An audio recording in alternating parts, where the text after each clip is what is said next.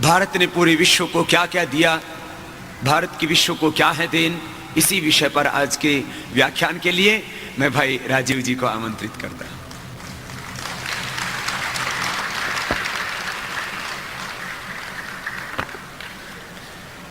परम पूजनीय स्वामी जी, भारत स्वाभिमान और पतंजलि योग समिति के सभी सम्माननीय बहनों भाइयों, आज मैं आपसे एक बहुत महत्वपूर्ण विषय पर बात करना चाहता हूँ, संवाद करना चाहता हूँ, और वो विषय है दुनिया को भारत की देन, विश्व को भारत की देन। भारत ने अब तक दुनिया को क्या क्या दिया है, भारत के द्वारा दुनिया में क्या क्या आया है, ज्ञान के स्तर पर हमने दुनिया को क्या दिया है, नीतियों के स्तर पर हमने दुनिया को क्या दिया है, व्यवस्थाओं के स्तर पर हमने दुनिया को क्या दिया है। ऐसे कुछ विषयों पर मैं आज आपसे बात करूंगा। बहुत सारी रोचक जानकारियां आपके सामने प्रस्तुत करने की कोशिश करूंगा। कई जानकारियां आपके सामने ऐसी आएंगी जो आपने पहले सुनी नहीं होंगी, किसी ने आपको बताया नहीं होगा, चर्चा भी शायद आपके बीच में नहीं हुई होगी। मेरी आपसे एक विनम्र प्रार्थना है, वो ये कि आज जो जानकारियां आपको ऐसी लगें कि आपने पहले कभी नहीं सुना या पहले कभी उसके बारे में नहीं जाना, किसी ने आपको उसके बारे में नहीं बताया, तो इन जानकारियों को आप यहाँ से लौटने के बाद अधिक से अधिक लोगों को बताएं, ताकि उनका अज्ञान इस माध्यम से हम दूर कर सकें जो भारत स्वाभिमान का माध्यम है। मैं सबसे पहले बात शुरू करना चाहता हूँ आज के व्याख्यान में, वो यहाँ से कि हम सभी विद्यार्थी रहे हैं और अपने जीवन में पढ़ाई करके निकले।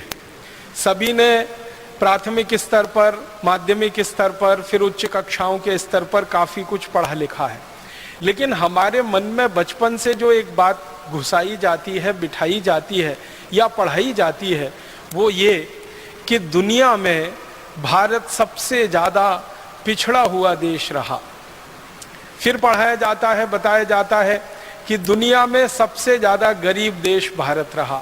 फिर बताया और पढ़ाया जाता है कि दुनिया को कभी कुछ भारत ने नहीं दिया, भारत को दुनिया के देशों ने बहुत कुछ दिया। हमको बताया और पढ़ाया जाता है कि अगर अंग्रेज नहीं आते तो इस भारत में कुछ नहीं होता, अंग्रेज नहीं आते तो शिक्षा नहीं होती, अंग्रेज नहीं आते तो विज्ञान नहीं आता, अंग्रेज नहीं आते तो तकनीकी नहीं आती, अंग्रेज नहीं आते तो रेल नहीं आती, अंग्रेज नहीं आते तो हवाई जहाज नहीं होता। ऐसी ऐसी बातें हम बचपन से पढ़ते आते हैं, सुनते आते हैं और आपस में चर्चाएं भी करते रहते हैं। और मुझे सबसे ज़्यादा दुख और दुर्भाग्य इस बात का लगता है कि हमारे अध्यापक हमको ये सब पढ़ाते हैं। गुरु हमारे जो आज के वर्तमान में है, अब गुरु तो कम हो गए हैं, शिक्षक ज़्यादा रह गए हैं, तो वर्तमान में जो हमारे शिक्षक हैं, अध्यापक हैं, वही हमको ये सब पढ़ाते हैं और बताते हैं इस तरीके से कि दिमाग में घुसा देते हैं, फिर उसका निकलना मुश्किल हो जाता है। आपने एक मनोविज्ञान की बात सुनी होगी, दुनिया में बार बार कही जाती है कि एक झूठ को जब बार बार बोला जाता है, बार बार बोला जाता है, बार बार बोला जाता है, तो थोड़े दिन वो झूठ सुनते सुनते सच लगने लगता है।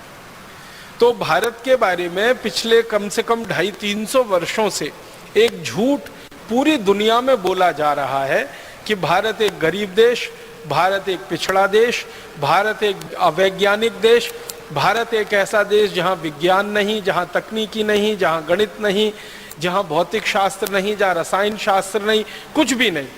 भारत एक ऐसा देश जो हर समय दूसरों पर निर्भर, भारत एक ऐसा देश जो हमेशा परावलंबी, भारत एक ऐसा देश जिसकी अपनी सभ्यता और संस्कृति में गौरव करने लायक कुछ नहीं, और जो कुछ गौरव करने लायक है वो पाखंड है, जो कुछ गर्व करने लायक है वो अवैज्ञानिक है, उसका कोई वैज्ञानिक आधार नहीं, उसका कोई तार्किक आधार नहीं। इसी तरह की बातें पढ़ते पढ़ते, सुनते सुनते हम सब बड़े हुए। और हमारे शिक्षकों को जब हम ये प्रश्न करते हैं कि आप ये सब हमें क्यों पढ़ाते हैं, तो कहते हैं हमको किसी ने ऐसे ही पढ़ाया है तो हम तुमको पढ़ाते हैं। तो हमारे शिक्षकों के जो शिक्षक रहे हैं उन्होंने भी ऐसे ही पढ़ाया है। और मुझे इस बात की सबसे ज़्यादा कोफ्त तब होती है कि एक साधारण आदमी भारत के बारे में जब ये कहता है कि हमारे पास ज्ञान नहीं, हमारे पास तकनीकी नहीं, हमारे पास विज्ञान नहीं, हमारे पास अर्थशास्त्र नहीं, धन नहीं, कुछ नहीं, हम तो हमेशा से पिछड़े गरीब देश हैं, तो सामान्य आदमी की बात को तो क्षमा किया जा सकता है। लेकिन जब भारत का प्रधानमंत्री ये कहने लगे तो दिल को बहुत चोट पहुंचती है। हमारे देश के कई प्रधानमंत्रियों के मुंह से मैंने ये सुना कि भारत हमेशा से गरीब देश है, तकनीकी यहाँ नहीं रही, विज्ञान यहाँ नहीं रही, शिक्षा यहाँ नहीं रही, जो कुछ भी हमारे पास है वो सब अंग्रेजों की देन है। भारत के बारे में सारी दुनिया में हमारे प्रधानमंत्रियों ने बोला है, सपेरों का देश, लुटेरों का देश, अंधेरे का देश, ठगों का देश, डकैतों का देश, इस तरह की बातें सारी दुनिया में भारत के बारे में प्रचारित हुई हैं।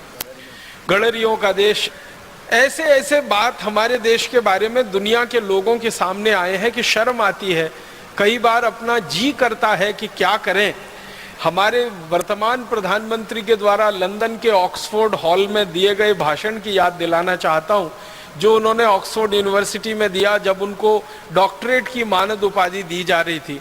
और उन्होंने यही कहा कि हम अंग्रेजों के बहुत आभारी हैं, जो अंग्रेज भारत में नहीं आते तो हमको तो ना विज्ञान पता था, ना तकनीकी पता थी, ना हमारी शिक्षा व्यवस्था कोई होती, ना हमारे पास कोई अर्थव्यवस्था होती, ना हमारे पास कोई कृषि व्यवस्था होती, ना हमारे पास डाकतार विभाग होता, ना रेलवे विभाग होता, वगैरह वगैरह। लंबा भाषण हमारे प्रधानमंत्री ने ऑक्सफोर्ड में दिया।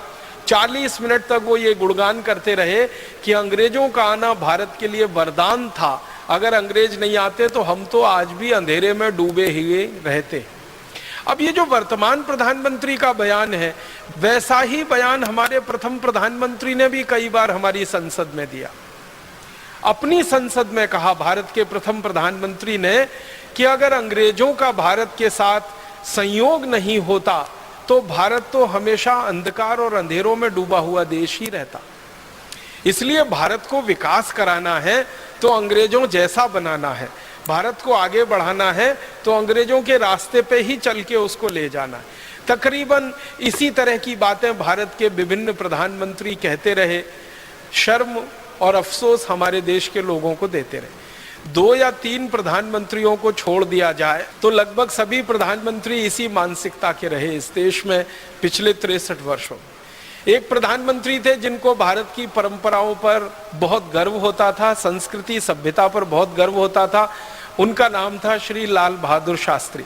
तो जब वो पहली बार प्रधानमंत्री बने तो उन्होंने एक बहुत बड़ा फैसला लिया था इस देश में, जो सामान्य रूप से किसी प्रधानमंत्री के साहस में नहीं होता। फैसला उनका ये था कि अमेरिका से लाल रंग का गेहूं आता था भारत में, जिसको अमेरिका में जानवर भी नहीं खाते, वो गेहूं हमें खिलाया जाता था। श्री शास्त्री जी ने फैसला लिया कि ये गेहूं हमें खाना मंजूर नहीं है, क्योंकि अपमानजनक तरीके से आता है और रद्दी है, सबसे खराब है। और वो गेहूं उन्होंने अमेरिका से लेना बंद कर दिया था। उस समय गेहूं का उत्पादन बहुत कम था और उन्होंने इतना बड़ा साहस दिखाया कि हम विदेशों से गेहूं नहीं खाएंगे और नहीं लाएंगे। तो कई लोगों ने उनको समझाया कि शास्त्री जी अगर ये गेहूं हम नहीं खाएंगे तो भूखे मर जाएंगे। तो इतना कड़ा बयान उन्होंने दिया था कि हमको भूखे मरना मंजूर है, लेकिन अपमानजनक शर्तों पर घटिया गेहूं खाना मंजूर नहीं। जब ये बात चल रही थी, चर्चा चल रही थी, तो संसद में भयंकर बहस हुई थी। शास्त्री जी के प्रधानमंत्री बनने के बाद जब गेहूं का आयात उन्होंने बंद किया अमेरिका से, तो संसद में बड़ी बहस हुई थी और कई सांसदों ने शास्त्री जी को ये कहा कि अगर ये अमेरिका और यूरोप के देश न होते तो हम तो कहीं के न रहते। तो शास्त्री जी ने फिर एक कड़ी बात कही थी कि अमेरिका और यूरोप के पास ऐसा कुछ नहीं है जो वो भारत को दे सके, हमारे पास ही है जो हम उन्हें दे सकते हैं। ये बड़ी बात उन्होंने उस समय कही थी। इसी तरह एक और प्रधानमंत्री हुए थे इस देश में, उनका नाम था श्री मोरारजी देसाई। वो भी बहुत भरे हुए थे कूट कूट कर भारतीय संस्कृति सभ्यता की बातों से, और वो कहा करते थे कि दुनिया में सबसे ज्यादा ज्ञान अगर किसी देश के पास है तो वो भारत के पास है। ये हमारा दुर्भाग्य है कि उस ज्ञान को हम दुनिया में स्थापित करने में पीछे रह गए। इसी तरह के एक प्रधानमंत्री और हुए हैं इस देश में, वो बहुत कम समय के लिए रहे, चंद्रशेखर, 4 महीने रहे, लेकिन वो भी ये कहा करते थे कि यूनान की सबसे पुरानी सभ्यताओं से पुरानी सभ्यता हमारी रही है। यूरोप के पास जो कुछ भी तकनीकी और विज्ञान रहा है उससे पहले हमने वो तकनीकी और विज्ञान हासिल किया है, इसलिए हमें विदेशियों से कुछ लेने की ज़रूरत नहीं है। ज़रूरत पड़ेगी तो उनको कुछ दे देंगे, लेने लायक हमारे लिए उनके पास कुछ है नहीं। तो ऐसी बातें कहने वाले 2-3 प्रधानमंत्रियों को छोड़कर लगभग सभी प्रधानमंत्री इस मानसिकता के हुए कि भारत के पास कभी कुछ नहीं रहा, हमने कभी कुछ दुनिया को दिया नहीं, हमने हमेशा दूसरों के सामने हाथ पसार कर भीख मांगी है, चाहे ज्ञान की हो, चाहे पैसे की हो, चाहे तकनीक की हो, जो भी है हम दूसरों से लेकर अपने को आगे बढ़ाते रहे। ये बहुत बड़ा भ्रम है, ये बहुत बड़ा मिथ है। ये भ्रम जितनी जल्दी टूटे इस देश का, उतना ही देश के लिए बेहतर है। इस दृष्टि से मैं आज आपके सामने कुछ ऐसे तथ्य प्रस्तुत करना चाहता हूं जो हमारे इस भ्रम को पूरी तरह से तोड़ देंगे, और आज के बाद हम में गर्व होगा ये कहते हुए कि भारत के पास ही सब कुछ है, वो ज्ञान के स्तर पर हो, व्यवस्था के स्तर पर हो, नीतियों के स्तर पर हो, किसी भी स्तर पर हो। मैं शुरुआत करता हूं, भारत ने दुनिया को क्या दिया। सबसे पहली जो बात हम दुनिया के सामने कह सकते हैं बड़े गर्व से, गौरव से, और सारी दुनिया ने अभी उसको स्वीकार करना भी शुरू कर दिया है पिछले 10-12 वर्षों से। खासकर जब से कंप्यूटर आया तब से दुनिया ने कुछ वास्तविकताओं को स्वीकार कर लिया। उनमें से एक वास्तविकता को जो दुनिया ने स्वीकार किया है वो ये कि सबसे पहली भाषा और सबसे पहली लिपि दुनिया को दी है तो वो भारत ने दी है। लिपि आप समझते हैं, जिसमें भाषा लिखी जाती है, और भाषा तो आप जानते हैं। तो दुनिया की सबसे पहली भाषा और सबसे पहली लिपि जिसको लिखकर हम व्यक्त कर सकते हैं वो भारत ने ही दुनिया को दी है। भाषा हमारी जो सबसे पहली दुनिया में गई है वो संस्कृत है, और लिपि जो हमारी दुनिया में सबसे पहली गई है वो देवनागरी है। लेकिन भारत में कई ऐसे इतिहासकार हुए हैं जिनका ये कहना है कि देवनागरी लिपि से भी पहले एक लिपि हमने दुनिया को दी है जो आज लुप्त हो गई है हमारी लापरवाही के कारण, और वो लिपि ब्राह्मी लिपि रही है। ब्राह्मी लिपि के बारे में सारी दुनिया के वैज्ञानिकों ने एक बात जो स्वीकार की है वो ये है कि ब्राह्मी लिपि उतनी ही पुरानी है जितना पुराना भारत है। और भारत के पुराने होने के बारे में परम पूजनीय स्वामी जी के मुंह से अभी आपने सुना, 1 अरब 96 करोड़, माने लगभग 2 अरब साल पहले का ये पूरा हमारा ब्रह्मांड है, प्रकृति है जिसमें भारत बसता है। लगभग उतनी ही पुरानी ब्राह्मी लिपि मानी जाती है। अब समस्या उत्पन्न ये हो गई है कि इतनी पुरानी ब्राह्मी लिपि को पढ़ने वाले और समझने वाले वैज्ञानिकों की संख्या अभी नहीं है। बहुत थोड़े वैज्ञानिक रहे हैं जो लिपि वैज्ञानिक माने जाते हैं, जो वो भाषा को पढ़कर उसका अर्थ समझा सकते हैं। तो ब्राह्मी लिपि हमारी सबसे पुरानी लिपि है जो दुनिया के देशों को हमने दी, और दुनिया के लिपि वैज्ञानिक ये मानते हैं कि लिखना अगर दुनिया में सिखाया है किसी देश ने तो वो भारत ने ही सिखाया है, क्योंकि भारत के पहले लिखने की कला किसी भी देश को नहीं आती थी। भारत ने लिखना सिखाया, क्योंकि लिपि का आविष्कार सबसे पहले भारत में हुआ। जब आपके पास लिपि होती है तभी आप लिख सकते हैं। पढ़ना और बोलना तो थोड़ा आसान होता है, लेकिन लिखना थोड़ा कठिन माना जाता है, वो लिपि के प्रभाव से ही होता है। तो सबसे पहली लिपि हमारी, तो सबसे पहले लिखना हमारे यहाँ शुरू हुआ, और वो लिखना फिर हमारे यहाँ से चीन में गया। चीन ने हमसे लिखना सीखा। चीन के जो लिपि वैज्ञानिक हुए हैं, जो पिछले हजारों साल का अध्ययन कर रहे हैं, वो ईमानदारी से इस बात को स्वीकार करते हैं कि चीन के वैज्ञानिक, चीन के ऋषि मुनि भारत आए, उन्होंने लिपियों का अध्ययन किया, अध्ययन करके चीन में वापस गए, और वहां जाकर फिर उन्होंने अपनी लिपियों का आविष्कार किया। तो लिखना भारत ने सिखाया पूरी दुनिया को।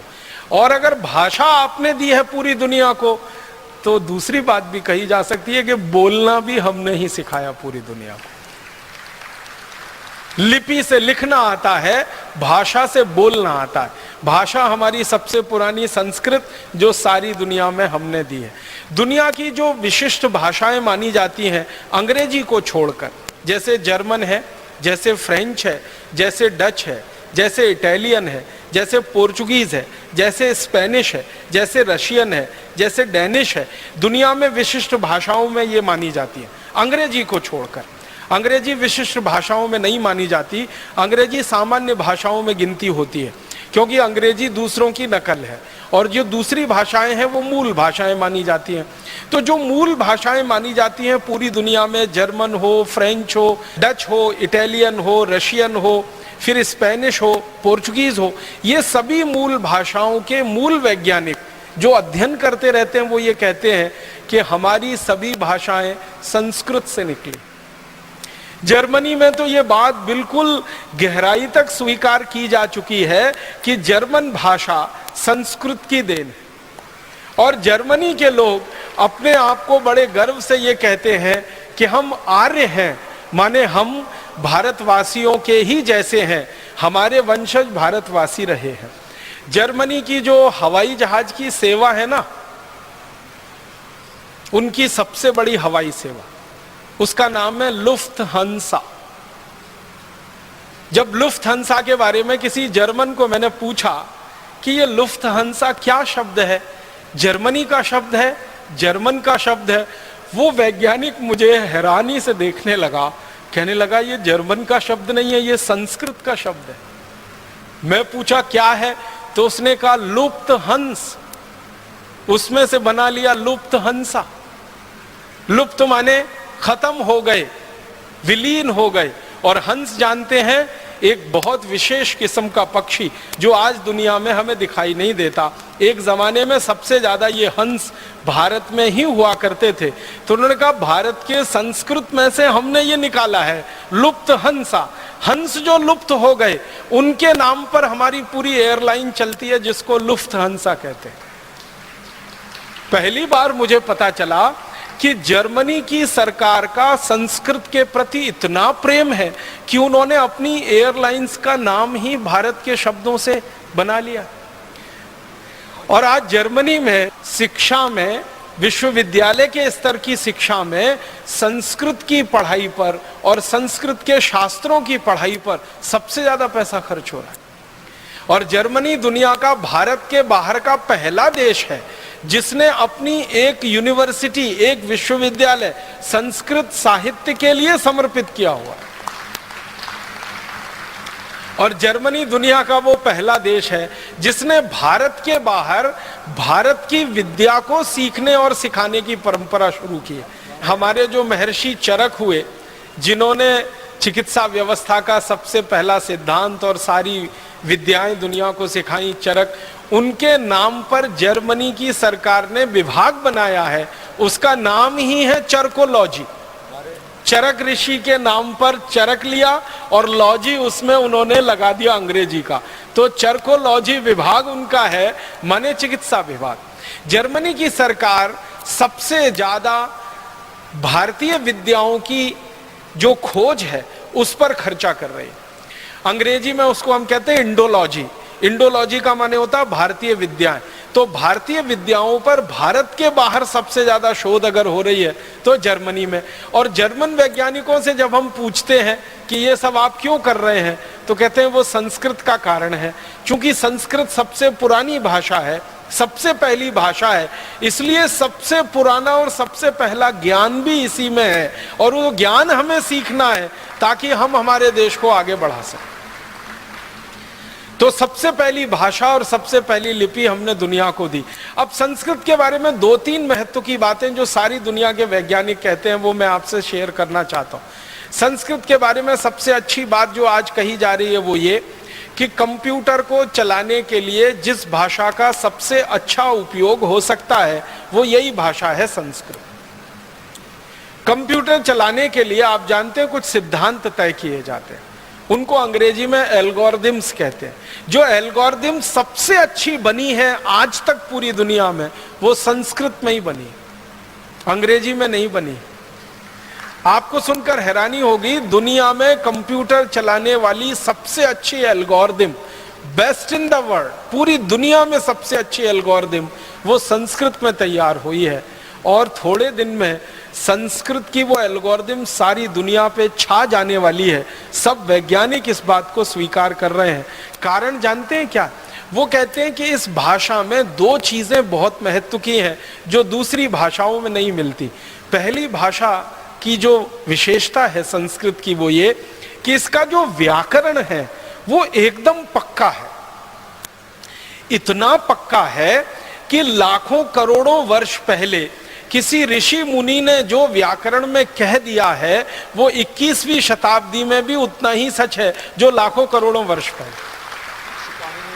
महर्षि पाणिनि के जो सूत्र हैं हजारों वर्ष पुराने हैं, और हजारों वर्ष पुराने महर्षि पाणिनि के सूत्रों में एक कॉमा एक फुल स्टॉप को भी बदलने की जरूरत आज तक किसी को नहीं लगती। यह इस भाषा की सबसे बड़ी विशेषता है। दुनिया की बाकी सभी भाषाओं में बदलाव होते हैं, समय के साथ बदलाव होते हैं और व्याकरण काफी कुछ बदलता रहता है, लेकिन संस्कृत दुनिया की अकेली और एकदम विशिष्ट भाषा है जिसका व्याकरण महर्षि पाणिनि से लेकर आज 21वीं शताब्दी तक एकदम पक्का है और शायद अगले लाखों करोड़ों वर्ष तक उतना ही पक्का रहेगा, जिसमें कोई भूल चूक होने की दूर दूर तक संभावना नहीं। ये भाषा की सबसे बड़ी विशेषता होती है। और इसलिए फ्रांसीसियों ने अपनी जो भाषा बनाई फ्रेंच, उसको संस्कृत का आधार दिया। जर्मन लोगों ने जो अपनी भाषा बनाई जर्मन, उसको संस्कृत का आधार दिया। आप कभी फ्रेंच भाषा को या जर्मन भाषा को पढ़ने की कोशिश करेंगे तो वो बिल्कुल वैसी की वैसी है जैसे संस्कृत होती है। संस्कृत में धातु रूप होते हैं, शब्द रूप होते हैं, फ्रेंच में भी ऐसे ही होता है। और मैंने गिनना शुरू किया तो फ्रेंच, जर्मन, डेनिश और बहुत सारी भाषाओं की गिनती करते करते 56 ऐसी भाषाएं हैं जिनके शब्द रूप, धातु रूप लगभग संस्कृत जैसे हैं। बहुत मामूली सा अंतर है उनमें। और वो मामूली सा अंतर भी क्यों रखा गया? जब उन लोगों से बात होती है जिन्होंने इस भाषा पे काम किया, वो कहते हैं वो जानबूझ के रखा गया। मैं पूछता हूं क्यों, तो कहते हैं फिर तो पता ही नहीं चलेगा संस्कृत और हमें अंतर क्या है। तो हमने जानबूझ के कुछ अंतर छोड़ रखा है, शायद वो अंतर भी थोड़े दिन में खत्म हो सकता है। दूसरी सबसे बड़ी बात है जो सारी दुनिया के वैज्ञानिक अब स्वीकार करते हैं कि भारत की अकेली विशिष्ट भाषा संस्कृत है जिसके पास शब्दों का सबसे बड़ा भंडार। इतना बड़ा शब्द भंडार किसी भाषा में नहीं है जो संस्कृत भाषा के पास। दुनिया की सबसे ज्यादा बोली जाने वाली भाषा जिसको हम अंग्रेजी कहते हैं या रशियन कहते हैं या जर्मन कहते हैं या फ्रेंच कहते हैं या डच, पोर्चुगीज, स्पेनिश कहते हैं, जिनको कहा जाता है या चाइनीज कहते हैं, इन सब भाषाओं से हजारों गुना ज्यादा शब्द संस्कृत में। महर्षि पाणिनि ने संस्कृत का ग्रामर जब तय किया, उस समय से लेकर और आज तक अगर संस्कृत के इस्तेमाल किए गए शब्दों की गणना की जाए कि कितने संस्कृत शब्द भाषा के स्तर पर इस्तेमाल हुए हैं और लोगों के बीच में वो आए हैं, शास्त्र के माध्यम से, साहित्य के माध्यम से, बोलचाल के माध्यम से, तो संस्कृत भाषा में अब तक जिन शब्दों का इस्तेमाल हो चुका है और भविष्य में और होगा, 102 अरब 78 करोड़ 50 लाख शब्दों का इस्तेमाल अब तक संस्कृत भाषा में हो चुका है।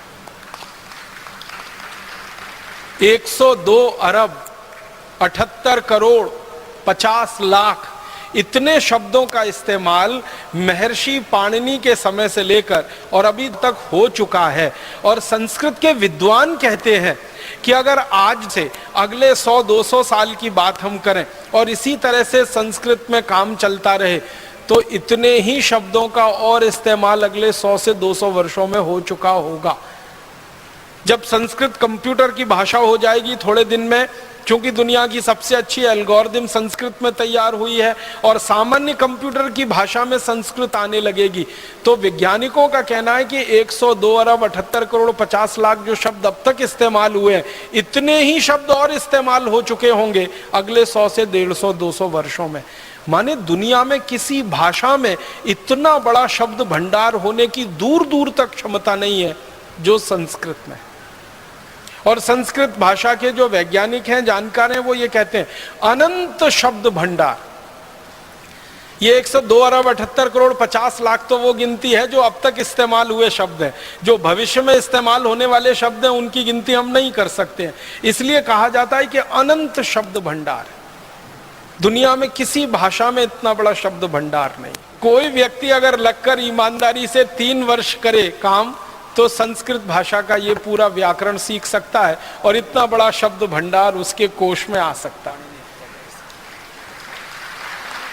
हमारे परम पूज्य ऋषि महर्षि पाणिनि ने जो लिखा है अष्टाध्यायी, उसको 3 वर्ष में पढ़कर कोई व्यक्ति बड़ा पंडित हो सकता है। मैं और एक गहरी तीसरी बात कहना चाहता हूं संस्कृत के बारे में, जो दुनिया के सारे वैज्ञानिक कहते हैं, वो ये कि सबसे बड़ी बात, सबसे कम शब्दों में कहने की क्षमता अगर दुनिया की किसी भाषा में है तो वो संस्कृत में। सबसे बड़ी बात, एक वाक्य हो सकता है बहुत बड़ा।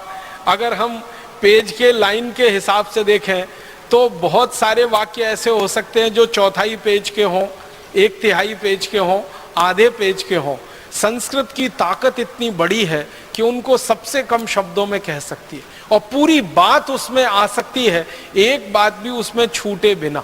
तो ये तीसरी सबसे बड़ी बात जो इस भाषा में है कि बड़े से बड़ी बातों को सूत्र रूप में, संक्षेप रूप में कह देने की ताकत इस भाषा में है, जो दूसरी भाषाओं में बहुत कम मिलती है। और ऐसे गुणगान अगर मैं करता रहूं तो पूरा व्याख्यान ही संस्कृत भाषा पे हो जाएगा। इसलिए मैंने संकेत के रूप में आपसे कहा कि दुनिया को सबसे पहली भाषा और सबसे पहली लिपि हमने दी तो संस्कृत भाषा के रूप में दी और ब्राह्मी लिपि के रूप में दी, और बाद में देवनागरी लिपि सारी दुनिया में स्थापित हुई। बहुत सारे वैज्ञानिक इस बात के लिए आजकल चर्चाएं कर रहे हैं सारी दुनिया की भाषाओं का झगड़ा मिटा दें। आपको मालूम है भाषाओं के आधार पर बहुत झगड़े होते हैं दुनिया में। ये देश उससे लड़ रहा है, वो उससे लड़ रहा है। भारत में भी झगड़े हो रहे हैं कि ये इलाका हमारा है, वो इलाका इनका है, वो भाषा के आधार पर। और प्रांतों की रचना भी हमारे देश में भाषावार आधार पर हो गई है और वो सबसे बड़ी गलती हो गई। तो भाषा के आधार पर दुनिया में बहुत झगड़े हैं। लेकिन कई वैज्ञानिक मुझे ये कहते रहते हैं कि सारे झगड़े मिट सकते हैं अगर सब भाषाओं की लिपि देवनागरी हो जाए तो सारी दुनिया के भाषाओं के झगड़े मिट सकते हैं। हमारी भारत में कन्नड़ है, तमिल है, तेलुगु है, मलयालम है, उड़िया है, बांग्ला है, आसामी है, मराठी है, गुजराती है, और दुनिया में फ्रेंच है, जर्मन है, डच है, फिर स्पेनिश है, फिर पोर्चुगीज है। ऐसी 20 50 सैकड़ों भाषाओं को देवनागरी में लिखना शुरू कर दिया जाए तो सारे झगड़े मिट सकते हैं। एक बार मैंने कुछ विद्वानों से ये पूछा कि क्या देवनागरी में ये ताकत है कि सब भाषाओं का समावेश कर सके लिखित रूप में? उन्होंने कहा देवनागरी में ही ताकत है और किसी लिपि में ये ताकत ही नहीं है पूरी दुनिया में जो सब भाषाओं को वो समाविष्ट कर सके अपने आप। इस समय हमारे देश में मराठी भाषा देवनागरी में ही लिखी जाती है, हिंदी तो देवनागरी में लिखी ही जाती है, नेपाली भाषा देवनागरी में, संस्कृत तो लिखी ही जाती है। दुनिया की बहुत सारी भाषाएं और भारत में चलने वाली बहुत सारी भाषाएं अगर एक साथ देवनागरी में लिखी जाना शुरू हो जाए तो ये ताकत, ये क्षमता एक लिपि में है, दुनिया की दूसरी किसी लिपि में नहीं है। इसका हमें गर्व है, गौरव है, अभिमान है कि सारी दुनिया को हमने ऐसी लिपि दी है जो सबसे ज़्यादा वैज्ञानिक है और भाषा ऐसी दी है जो सबसे प्राचीन है और सबसे ज़्यादा वैज्ञानिक। मैं थोड़ा आगे बढ़ता हूँ। चूंकि संस्कृत सबसे समृद्ध भाषा है तो इस भाषा में लिखा गया साहित्य भी सबसे ज़्यादा समृद्ध ही होगा। जब भाषा समृद्ध होती है तो भाषा का साहित्य भी समृद्ध होता है। तो संस्कृत भाषा में जितना साहित्य लिखा गया है पूरी दुनिया में शायद ही किसी भाषा में लिखा गया। फिर आप बोलेंगे दिखाई तो नहीं देता। ये दिखाई नहीं देता वो हमारी लापरवाही का नतीजा है और हमसे कई सारी बड़ी भूलें हुई हैं। उनमें से एक बड़ी भूल ये हुई है कि अपने साहित्य को बचाकर हम नहीं रख सके। पिछले 1000 वर्षों में हमारे साहित्य का बहुत नुकसान हुआ है। पिछले 1000 वर्षों आपको शायद ये जानकर हैरानी होगी कि विदेशी लुटेरों ने जब से भारत में आना शुरू किया तो भारत की संपत्ति को ही नहीं लूटा, यहाँ के साहित्य को भी लूटा, क्योंकि ज्ञान उसमें भरा पड़ा है। तो हमसे साहित्य की साज संभाल नहीं हो पाई पिछले 1000 वर्षों में, वो काफी कुछ लूट गया। और कई विदेशी आक्रांता तो ऐसे आए जिन्होंने हमारे साहित्य को जला दिया। आपने सुना है तक्षशिला की कहानी? भारत की सबसे बड़ी पुस्तकालय की कितनी दुर्अवस्था हुई थी कि उसको जला दिया गया था। और तक्षशिला की पुस्तकों को जला देने के बाद की कहानी यह है कि 6 महीने तक विदेशी आक्रांताओं ने उन किताबों के पन्नों को जला जलाकर अपना पानी गर्म किया था। इतना बड़ा हमारा ज्ञान का भंडार था तक्षशिला विश्वविद्यालय, जो 6 महीने तक जलता रहा था। 6 महीने तक जलता रहे।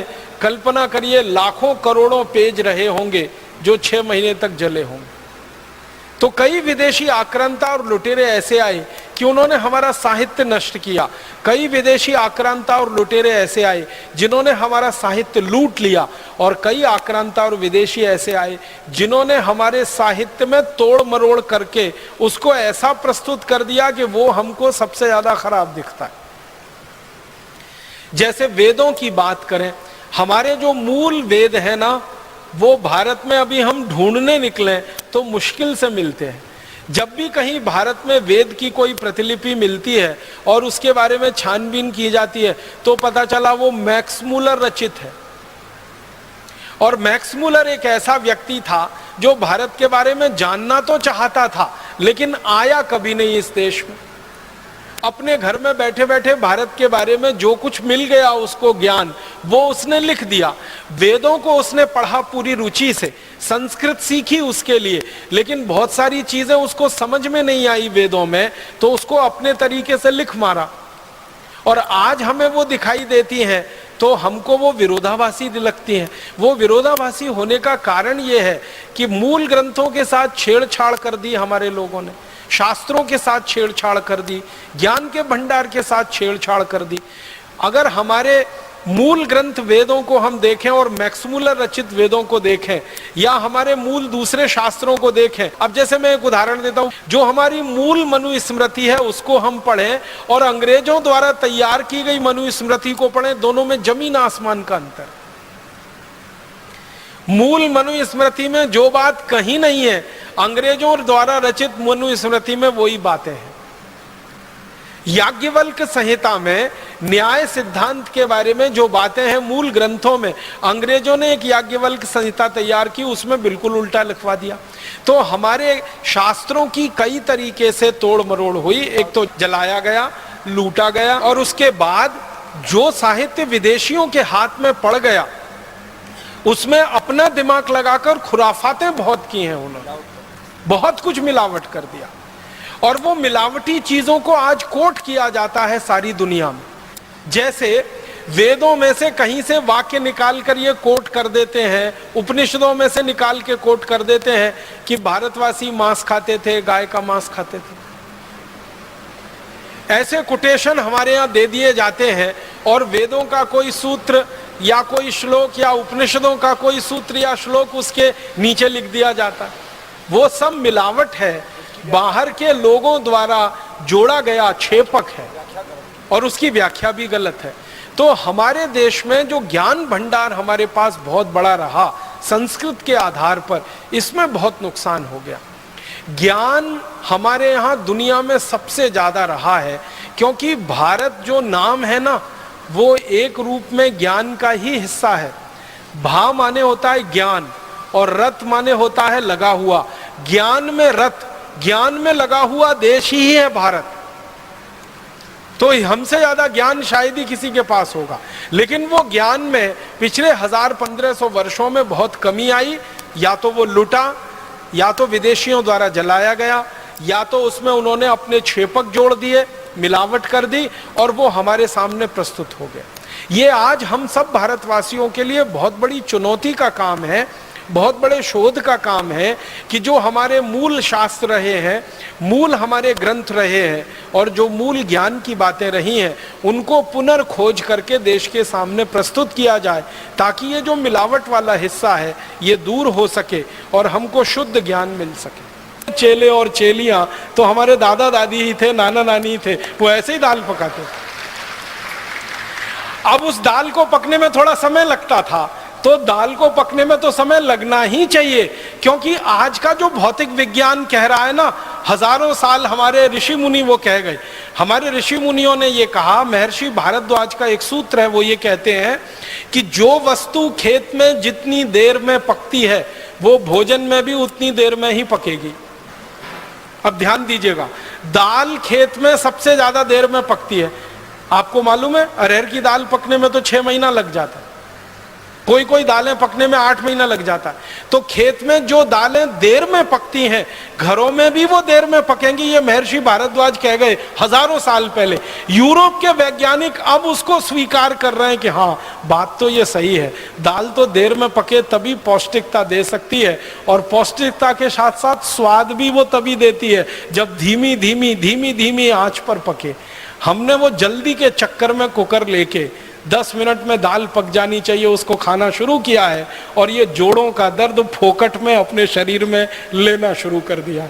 डायबिटीज ले ली है, अर्थराइटिस ले लिया है, माने हमें पोषकता मिल नहीं रही है खाने की, क्योंकि महर्षि भागवत के सूत्र का पालन ही नहीं कर रहे हैं हम। तो वो कहते हैं कि खाने बनाते समय पवन का स्पर्श, सूर्य का प्रकाश बहुत जरूरी है। यूरोप के वैज्ञानिक अब पहुंचे। मैंने ये बात थोड़ी विस्तार से इसलिए कही कि ऐसे सैकड़ों हजारों सूत्र हैं जिनको यूरोप के वैज्ञानिक अब सिद्ध कर पा रहे हैं, और हमारे ऋषि मुनि हजारों साल पहले के। एक और सूत्र याद आता है तो आपको बताता हूं। हमारे ये जो ऋषि मुनियों के शास्त्र है ना, ग्रंथ है, भागवत जी का है अष्टांग हृदयम, अष्टांग संग्रहम, या कोई दूसरा ग्रंथ पढ़ेंगे तो उसमें एक अभ्यास होता, अध्याय होता स्वस्थ व्रत। उसमें एक सूत्र है उषा पान का, सुबह सुबह उठ के पानी पीने का। परम पूजनीय स्वामी जी भी आपको बताते रहे। इस पर जापान में सबसे ज्यादा रिसर्च हुई है, आप हैरान हो जाएंगे। जापानियों ने अरबों डॉलर इस पे बहा दिया। एक सूत्र पर शोध करा है पिछले 40 साल, सवेरे उठकर पानी पीना। हमारे ऋषि मुनि हजारों साल पहले फोकट में बता गए सवेरे उठ के पानी पियो, और हम पीते भी रहे और उसके फायदे हमको होते रहे। अब वो फायदे हमको हजारों साल पहले मालूम है। सुबह उठकर पानी पियो तो 2 बड़े लाभ हैं। सबसे पहला लाभ है कि रात भर को मुंह की लार जो जमा हो गई वो अंदर गई, जो बहुत ज्यादा एल्केलाइन होती है। आप जानते हैं ये लार जो है ना क्षारीय होती है, और सुबह सुबह पेट में सबसे ज्यादा अम्ल तैयार होता है। तो सुबह की लार पेट में जानी ही चाहिए ताकि अम्ल को वो न्यूट्रलाइज करे। अम्ल और क्षार दोनों मिले तो एक दूसरे को न्यूट्रलाइज करते हैं। तो सुबह उठते ही पानी पी लिया, लार अंदर चली गई, अम्ल को उसने शांत कर दिया। और जिनके पेट का अम्ल शांत है उनके रक्त में अम्ल नहीं बढ़ेगा, और जिनके रक्त में अम्ल नहीं बढ़ेगा उनको सैकड़ों बीमारियां होने की दूर दूर तक संभावना नहीं। हजारों वर्ष पहले हमारे ऋषियों ने समझाया। दूसरा फायदा ये कि सुबह उठते ही पानी पी लिया, वो पानी बड़ी आंत में पहुंच गया, बड़ी आंत की उसने सफाई की, और आप संडास घर में घुसे, टॉयलेट में घुसे, और 2-3 मिनट में फ्रेश होके बाहर आ गए। हमारे ऋषि मुनि कहते हैं कि जो लोग सबसे ज्यादा स्वस्थ होते हैं उनको संडास घर में सबसे कम समय लगना चाहिए।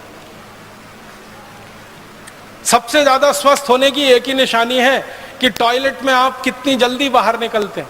जो आधा पौना घंटा, घंटा भर बैठ लिए तो आप सबसे ज्यादा बीमार आदमी हैं। 2-3-4 मिनट में गए और बाहर आ गए तो आप बहुत स्वस्थ आदमी हैं।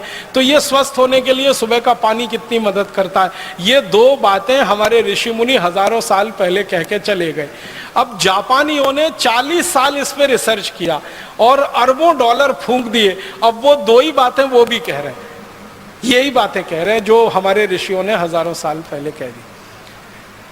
इसी तरह से एक हमारे यहाँ पानी का नियम बताया गया, पानी बैठ के पियो, कभी भी खड़े होके मत पियो, पानी घूट घूट पियो, हमेशा सिप सिप करके पियो, ठंडा पानी कभी मत पियो। ये छोटे छोटे सूत्र हैं स्वस्थ व्रत के।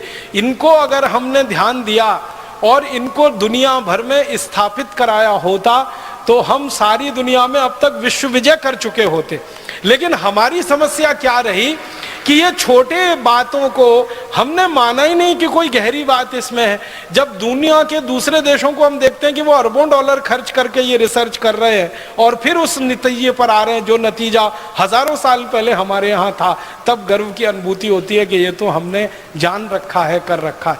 पानी की चिकित्सा स्वस्थ व्रत के छोटे छोटे सूत्र, जर्मनी और जापान 2 देशों ने 40 साल अरबों डॉलर की खर्चा करके जो निष्कर्ष पाए हैं वो हमारे यहाँ हजारों साल पहले हैं। तो चिकित्सा में ज्ञान का भंडार सारी दुनिया के सामने सबसे पहले हमने ही प्रस्तुत किया। मैं आपको एक ऐसी बात कहना चाहता हूं जो कोई भी एलोपैथिक डॉक्टर सुनने से परेशान होता है, लेकिन वो सच है। वो ये है कि एलोपैथी 200-250 साल पुरानी चिकित्सा व्यवस्था है। इसने आज तक दुनिया को बस एक ही चीज दी है, जिसको वो भी धीमे धीमे मानते हैं। वो कहते हैं सिर्फ दर्द से लड़ना, और कुछ नहीं दिया, सिर्फ दर्द से लड़ना। तरह तरह के जो दर्द है ना, उनसे लड़ना।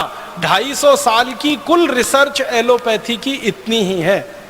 पेन से लड़ रहे हैं वो, और उसमें भी पूरी तरह से कामयाब नहीं हो पा रहे हैं। कैंसर के पेन में तो अभी तक कामयाब नहीं हो पा रहे हैं। दूसरे तरह के दर्दों में थोड़ी कामयाबी मिली है, बाकी नहीं है। तो पूरी कुल जमा उनकी शोध है। जितनी दवाएं उन्होंने बनाई हैं हजारों किस्म की, उनकी मदद से एक ही काम कर रहे हैं, दर्द की कमी या दर्द से लड़ना या दर्द पे काबू करना। इससे ज्यादा उनके पास कुछ नहीं है। मैं एलोपैथी चिकित्सा के एक पुराने उदाहरण को आपके सामने कहता हूं कि हमारी चिकित्सा कैसी रही और ये एलोपैथी की कैसे रही। अमेरिका में सबसे पहला राष्ट्रपति हुआ जॉर्ज वॉशिंगटन। अमेरिका का जब आप इतिहास पढ़ेंगे तो आपको ये जानकारी मिलेगी, हंसी आएगी आपको, और आपको अपने ऊपर गर्व भी होगा। दोनों ही बातें हैं। जॉर्ज वॉशिंगटन की कहानी आप सब पढ़िए। कहानी यह है कि वो अमेरिका का पहला राष्ट्रपति बना। अमेरिका गुलाम था अंग्रेजों का, अंग्रेजों की गुलामी से अमेरिका आज़ाद हुआ और 1776 में उनको आज़ादी मिली और वो पहला राष्ट्रपति बना। और वो बीमार हो गया। बीमारी आती है, यूरोप और अमेरिका में तो ज़्यादा ही बीमारी आती रही है, क्योंकि ठंड वाला इलाका है, सूरज का धूप है नहीं, सूरज का प्रकाश पर्याप्त है नहीं, इसलिए वायरल इन्फेक्शन सबसे ज़्यादा उन्हीं देशों में होते हैं। और इसलिए एंटी वायरल जितनी भी मेडिसिन है सबसे ज़्यादा उन्होंने खोजी है। बैक्टीरियल इन्फेक्शन भी बहुत होते हैं, क्योंकि धूप नहीं है, सूरज का प्रकाश नहीं है, तो एंटी बैक्टीरियल ड्रग्स भी सबसे ज़्यादा उन्होंने ही बनाए। तो जिस देश में सबसे पहले एलोपैथी आई और या एलोपैथी सारी दुनिया में फैली, अमेरिका देश, उस अमेरिका के राष्ट्रपति को बुखार आ गया। जॉर्ज वॉशिंगटन बुखार में बीमार हो गया। अब बीमार हो गया तो उनके सारे चिकित्सक देश भर के और दुनिया भर के इकट्ठे होकर विचार करें कि इनका बुखार कैसे खत्म किया जाए, और जॉर्ज वॉशिंगटन का वो बुखार कम नहीं कर पाए। बुखार बढ़ता ही जाए, बढ़ता ही जाए, बढ़ता ही जाए, कम ना हो, कम ना हो। तो अंत में ये सब एलोपैथी के बड़े बड़े डॉक्टरों ने आपस में मिलकर एक फैसला किया, इसमें आप हंसना नहीं, गंभीरता से इसको लेना, कि जॉर्ज वॉशिंगटन के शरीर में खराब खून घुस गया है, इसको निकाला जाए तभी बुखार ठीक होगा। तो पता है उन महान भावों ने क्या किया? अमेरिका के राष्ट्रपति के हाथ पर बांध दिए पलंग से, हाथ बांध दिया, दोनों पांव बांध दिए, रस्सी से कस के बांध दिए, और वो राष्ट्रपति चिल्ला रहा है कि ये क्या चिकित्सा कर रहे हो? तो कह रहे यही एलोपैथी की चिकित्सा है, थोड़ा धीरज रखिए, थोड़ा धैर्य रखिए, हम आपको ठीक कर रहे हैं। इन्होंने क्या किया? महान महान डॉक्टरों ने उनकी नसें काट दी, हाथ की, दोनों हाथ की नसें काट, ब्लेड लिया और काट दिया, और बेचारा राष्ट्रपति दर्द से तड़प रहा है, चिल्ला रहा है, और उसके दोनों हाथों की नसें काट दी। और तर्क क्या है कि ये खराब खून घुस गया है, ये निकालना है। तो खराब के साथ अच्छा खून भी रात भर निकलता रहा और सवेरे जॉर्ज वॉशिंगटन मर गया। ये है एलोपैथी चिकित्सा। और ये कहानी ज्यादा पुरानी नहीं है, 1776 के आसपास की है। जिस समय एलोपैथी चिकित्सा में बुखार ठीक करने के लिए नसें और नाड़ियां काटी जाती थी खराब खून निकालने के लिए, उस समय भारत में बड़े से बड़ा बुखार ठीक करने के लिए नीम की गिलोय का काढ़ा पिला के लोगों को ठीक किया जाता। अब आप अंदाजा लगा लीजिए कि हमारे यहाँ खराब से खराब ज्वर, खराब से खराब बुखार को तोड़ने के लिए नीम की गिलोय है। ये तो एक है, ऐसी सैकड़ों चीजें अपने पास आयुर्वेद में है, बुखार तोड़क या बुखार नाशक, या जिनको हम एलोपैथी की भाषा में कहें एंटी पायरेटिक। तो एंटी पायरेटिक हमारे पास सैकड़ों चीजें हैं। उनमें से सबसे आसान, हर जगह मिलने वाली, सबसे ज्यादा उत्पादन होने वाली नीम की गिलोय, गुड़वेल के नाम से, गिलोय के नाम से सारा देश जानता है, उसका काढ़ा पिला के हम बड़े सा बड़ा बुखार सवेरे से शाम तक ठीक कर लेते थे। उसी समय में अमेरिका में बुखार ठीक करने के लिए नसें काटी जाती थी, खून निकाला जाता था। ये अंतर है आयुर्वेद और एलोपैथी में, और उसमें से एलोपैथी आगे बढ़ी है और आज सिर्फ वहीं पर आके खड़ी है कि दर्द से लड़ना या दर्द को कम करना, इतने में ही उनको सफलता मिली है। इसके अलावा तो उनके पास कुछ नहीं है सफलता के खाने में। अब हमारे पास एक नहीं हजारों लाखों चीजें हैं दुनिया को बताने के लिए। तो हम एक बड़ी चिकित्सा पद्धति के सारे दुनिया में फैलाने वाले प्रसारक रहे हैं, प्रचारक रहे हैं, और सारी दुनिया ने हमसे सीखा है।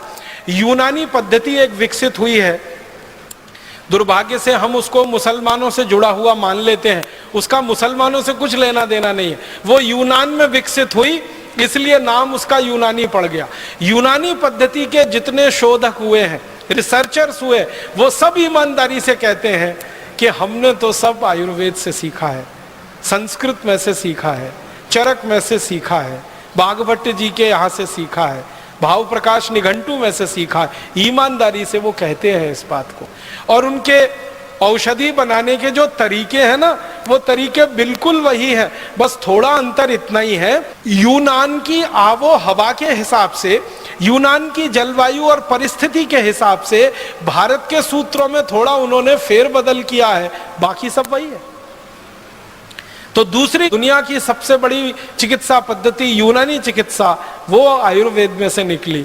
सबसे मूल चिकित्सा तो आयुर्वेद की है, मूल सर्जरी हमारे यहाँ सुश्रुत की है, और नियम वगैरह जो हम इस्तेमाल कर रहे हैं आज की दुनिया में, वो महर्षि बागभट्ट के अष्टांग हृदयम और अष्टांग संग्रहम के। एक मैं रोचक बात आपसे कहना चाहता हूँ, एक अंग्रेजों के दस्तावेज के आधार पर कहना चाहता हूँ, वो ये कि प्लास्टिक सर्जरी जो आज की दुनिया की सर्जरी की आधुनिकतम विद्या है, प्लास्टिक सर्जरी, इसका आविष्कार भी भारत में ही हुआ। सर्जरी का तो हुआ ही है, प्लास्टिक सर्जरी का भी यही आविष्कार हुआ भारत। और प्लास्टिक सर्जरी में आप जानते हैं, कहीं की त्वचा को काटकर कहीं लगा देना और उसको इस तरह से लगा देना कि पता ही ना चले, ये विद्या सबसे पहले दुनिया को भारत ने दी। मैं आपको पुराने दस्तावेजों के आधार की एक छोटी सी कहानी सुनाता हूँ। 1780 में दक्षिण भारत का एक महान व्यक्ति, जिसने देश को आज़ाद रखने में बड़ा महत्वपूर्ण योगदान दिया, देश की आज़ादी की रक्षा में, संप्रभुता की रक्षा में उसका पूरा जीवन लगा दिया, उसका नाम हैदर अली।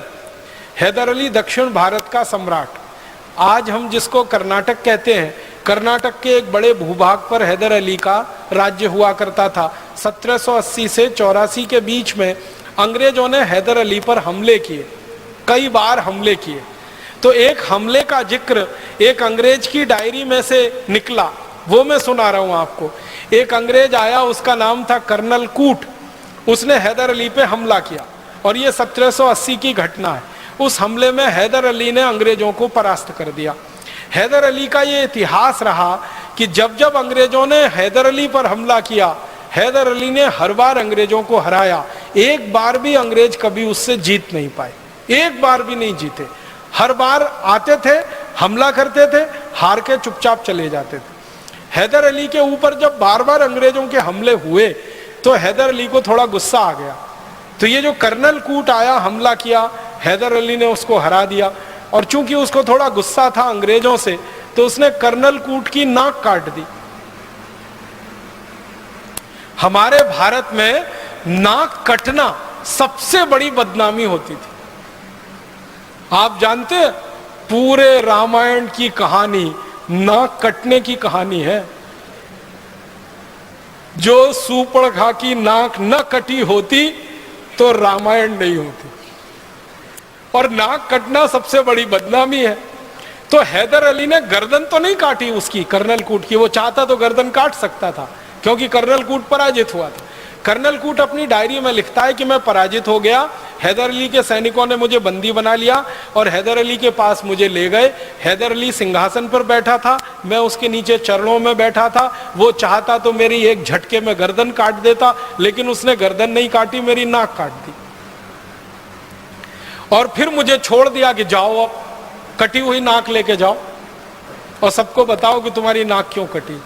तो कर्नल कूट लिखता है कि मुझे एक घोड़ा दे दिया उसने भागने के लिए, नाक काट के मेरे हाथ में रख दी और कहा भाग जाओ। तो मैं घोड़े पे बैठ के भागा, भागते भागते भागते भागते एक जगह वो लिखता है मैं बेलगाम में आ गया।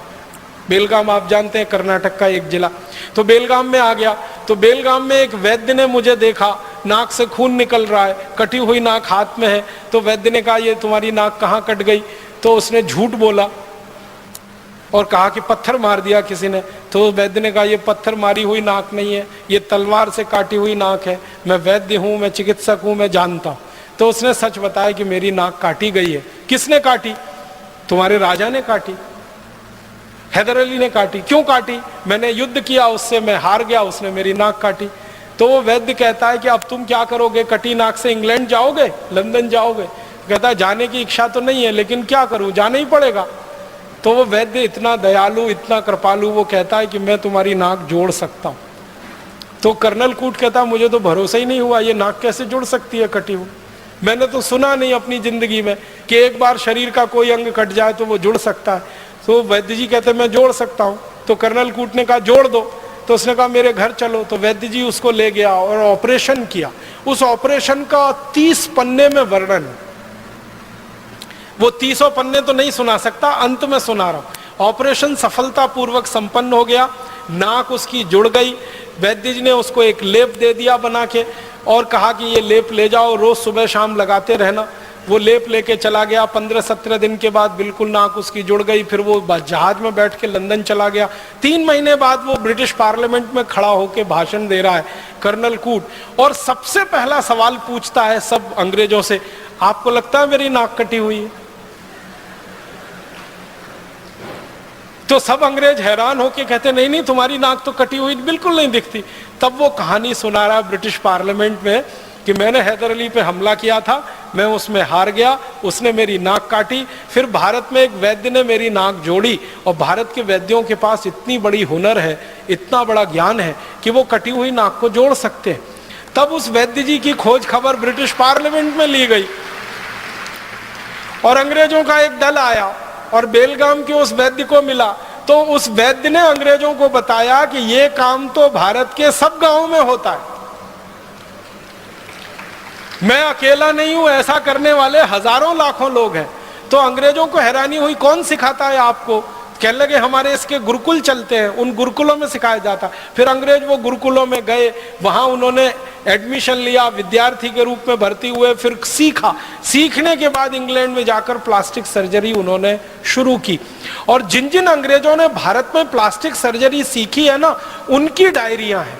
एक अंग्रेज का मैं बताता हूं आपको, वो कहता है कि जब मैंने पहली बार प्लास्टिक सर्जरी सीखी, जिस गुरु से सीखी वो भारत का विशेष आदमी था और वो नाई था जाति का, उसने मुझे सिखाई सर्जरी। ध्यान देना इस बात पर, जाति का नाई, जाति का चर्मकार, जाति का कोई और, हमारे यहां ये ज्ञान के बड़े पुलिंदे थे, ज्ञान के बड़े पंडित थे। नाई है इस आधार पर किसी गुरुकुल में उसका प्रवेश वर्जित नहीं था, चर्मकार है इसलिए गुरुकुल में प्रवेश वर्जित नहीं था। जाति के आधार पर हमारे यहाँ गुरुकुलों में प्रवेश नहीं हुआ है, और जाति के आधार पर हमारे यहाँ शिक्षा की भी व्यवस्था नहीं है। वर्ण व्यवस्था के आधार पर हमारे यहाँ सब कुछ चलता रहा है। तो नाई भी सर्जन है, चर्मकार भी सर्जन है। और वो अंग्रेज लिखता है कि चर्मकार तो ज्यादा अच्छा सर्जन इसलिए हो सकता है कि उसको चमड़ा सिलना सबसे अच्छे तरीके से आता है। तो शरीर का चमड़ा सिलना हो या जानवर का, बात तो एक ही है। तो हमारे यहाँ ऐसे लोग सर्जरी सीखते रहे। तो एक अंग्रेज कह रहा है कि मैंने जिस गुरु से सर्जरी सीखी, पूना का किस्सा है वो, पूना में जिस गुरु से सीखी वो जात का नाई था। सिखाने के बाद उसने मुझसे एक ऑपरेशन कराया और वो ऑपरेशन का वर्णन है। एक मराठा सैनिक है और ये 1792 की कहानी है। एक मराठा सैनिक है, उसके दोनों हाथ कट गए हैं युद्ध में, और वो उस गुरु के पास आया है कटे हुए हाथ लेकर जोड़ने के लिए। तो गुरु ने वो ऑपरेशन उस अंग्रेज से करवाया जो सीख रहा है, और वो अंग्रेज गुरु के साथ मिलकर बहुत सफलतापूर्वक ऑपरेशन पूरा किया है। और वो अंग्रेज कहता, उसका नाम है डॉक्टर थॉमस क्रूसो। वो अंग्रेज कहता है कि मैंने मेरे जीवन में इतना बड़ा ज्ञान किसी गुरु से सीखा और इस गुरु ने मुझसे एक पैसा नहीं लिया, फीस नहीं ली। ये मैं बिल्कुल अचंभा मानता हूं, आश्चर्य मानता हूं। और थॉम क्रूसो ये सीख के गया है, फिर उसने प्लास्टिक सर्जरी का स्कूल खोला और उस प्लास्टिक सर्जरी के स्कूल में फिर अंग्रेज सीखे हैं और अंग्रेजों ने सीख सीख कर फिर दुनिया में फैलाया है। दुर्भाग्य इस बात का है कि सारी दुनिया में प्लास्टिक सर्जरी के उस स्कूल का तो वर्णन है, लेकिन इन वैद्यों का वर्णन अभी तक नहीं आया विश्व ग्रंथों में जिन्होंने अंग्रेजों को प्लास्टिक सर्जरी सिखाई थी। और ये क्यों हम रह गए वंचित? हुआ ये कि 17वीं शताब्दी से 19वीं शताब्दी के बीच में जब सारी दुनिया में ये रिकॉर्डिंग चल रही थी कि किस देश से क्या आया, किस देश ने दुनिया को क्या दिया, इसके लिए सारा भंडारण हो रहा था, ग्रंथालय बन रहे थे। उस समय चूंकि हम अंग्रेजों के गुलाम थे, इसलिए हम प्रयास नहीं कर पाए और वहां तक पहुंच नहीं पाए। तो अब हमें ये करना पड़ेगा, आज नहीं तो कल सारी दुनिया में जाकर अपने द्वारा दी गई खोजों को स्थापित कराना पड़ेगा, उनका रजिस्ट्रेशन कराना पड़ेगा, जरूरत पड़नी है तो उस पर पेटेंट लेना पड़ेगा और जरूरत पड़ेगी तो वर्ल्ड पेटेंट लेना पड़ेगा, विश्व पेटेंट लेना पड़ेगा। और पूरी दुनिया में इस ज्ञान को स्थापित कराने के लिए मुझे लगता है कि भारत स्वाभिमान से अच्छा दूसरा कोई अभियान नहीं होगा। हम इस काम को सारी दुनिया में कराएंगे। एक और रोचक जानकारी देता हूं चिकित्सा से संबंधित। 1710 के साल में एक अंग्रेज भारत आया, उसका नाम था डॉक्टर ओलिवर। ये भारत में आके कलकत्ता में आया, कलकत्ता में इसने घूमा, बंगाल घूमा और घूमते हुए इसने एक डायरी लिखी है। उस डायरी के पन्ने का एक पैराग्राफ सुनाऊंगा आपको। वो ये कहता है कि मैंने भारत में आकर पहली बार देखा कि चेचक जैसी महामारी को कितने आसानी से भारतवासी ठीक कर लेते हैं। आपको मालूम है 17वीं शताब्दी में सारी दुनिया में एक महामारी फैली थी जिसको चेचक कहते हैं। इसमें एक बड़ी चेचक होती थी, एक छोटी चेचक होती थी। अफ्रीका में लाखों लोग मर गए थे इसके कारण। लैटिन अमेरिका में लाखों लोग मरे थे इस बीमारी से। अफ्रीका, लैटिन अमेरिका और एशिया के हिस्से में लाखों, शायद करोड़ों भी हो सकते हैं, मरे थे 17वीं शताब्दी के आसपास। ये बीमारी फैली थी, महामारी थी, बीमारी नहीं थी। उस दौरान ये अंग्रेज आया भारत में जिसका नाम था डॉक्टर ओलिवर। वो आया कलकत्ता में, तो वो देखता क्या है कि भारतवासी चेचक की बीमारी को लड़ने के लिए टीका लगाते हैं। और वो कहता है कि मैंने दुनिया में पहली बार देखा। और डॉक्टर ओलिवर का नाम बहुत बड़ा नाम है इंग्लैंड में। इंग्लैंड के लोग उसको बहुत इज्जत से याद करते हैं डॉक्टर ओलिवर को। तो वो कहता है मैंने पहली बार आके देखा भारत जैसे देश में चेचक का टीका लग रहा है। और चेचक का टीका लगाने का उसने अपनी डायरी में वर्णन किया है। तो वो लिखता है कि मैं आया कलकत्ते में 1710 के साल में और मैंने देखा कि भारत में उस समय चेचक की बीमारी सबसे कम है। दुनिया के देशों में सबसे ज्यादा है और यहां सबसे कम है। तो इसने कहा कि मैंने खोजना शुरू किया कि यह बीमारी भारत में सबसे कम क्यों है। तो पता चला हर भारतवासी ने चेचक का टीका लगवा रखा है। तो उसका वो वर्णन करता है कि चेचक का टीका एक सुई जैसी वस्तु से लगाया जाता था और वो 3 दिन में किसी भी व्यक्ति को चेचक के प्रति ताकतवर बनाता था, प्रतिकारक शक्ति उसकी दे देता था।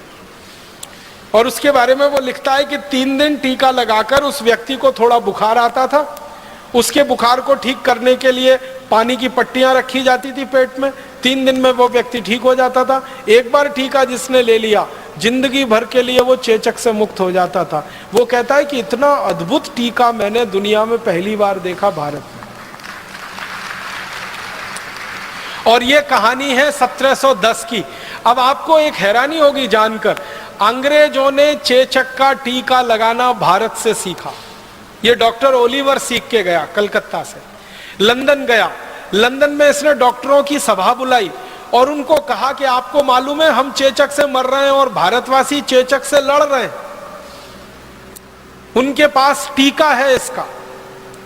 तो कोई अंग्रेज मानने को तैयार नहीं इसकी बात को। वो कहते हैं कि गप मार रहे हो। तो वो कहता है मेरे खर्चे से सबको लेके चलता हूं। तो दोबारा फिर आया, अपने साथ कई अंग्रेज डॉक्टरों को लेके आया और कलकत्ता के कई इलाकों में घुमाया उनको और दिखाया कि देखो कैसे घर घर में जाके टीका लगाते हैं चेचक का, और बस एक छोटी सी सुई उसको मामूली सा चुभाते हैं, बस उतने में ही इम्यूनिटी होती है 3 दिन के अंदर। फिर उन्होंने पूछना शुरू किया कि इसमें है क्या, तो वो कहते हैं जो भारत में चेचक का टीका लगाने वाले वैद्य हैं ना, वो बताते हैं कि इसमें कुछ नहीं है, जिनको चेचक हो जाती है उनके शरीर का जो पस होता है वो हम निकाल लेते हैं और सुई की नोक के बराबर किसी के शरीर में प्रवेश करा देते हैं और फिर शरीर उसकी इम्यूनिटी धारण कर लेता है। ये सिद्धांत हमारा है जो दुनिया को हमने दिया।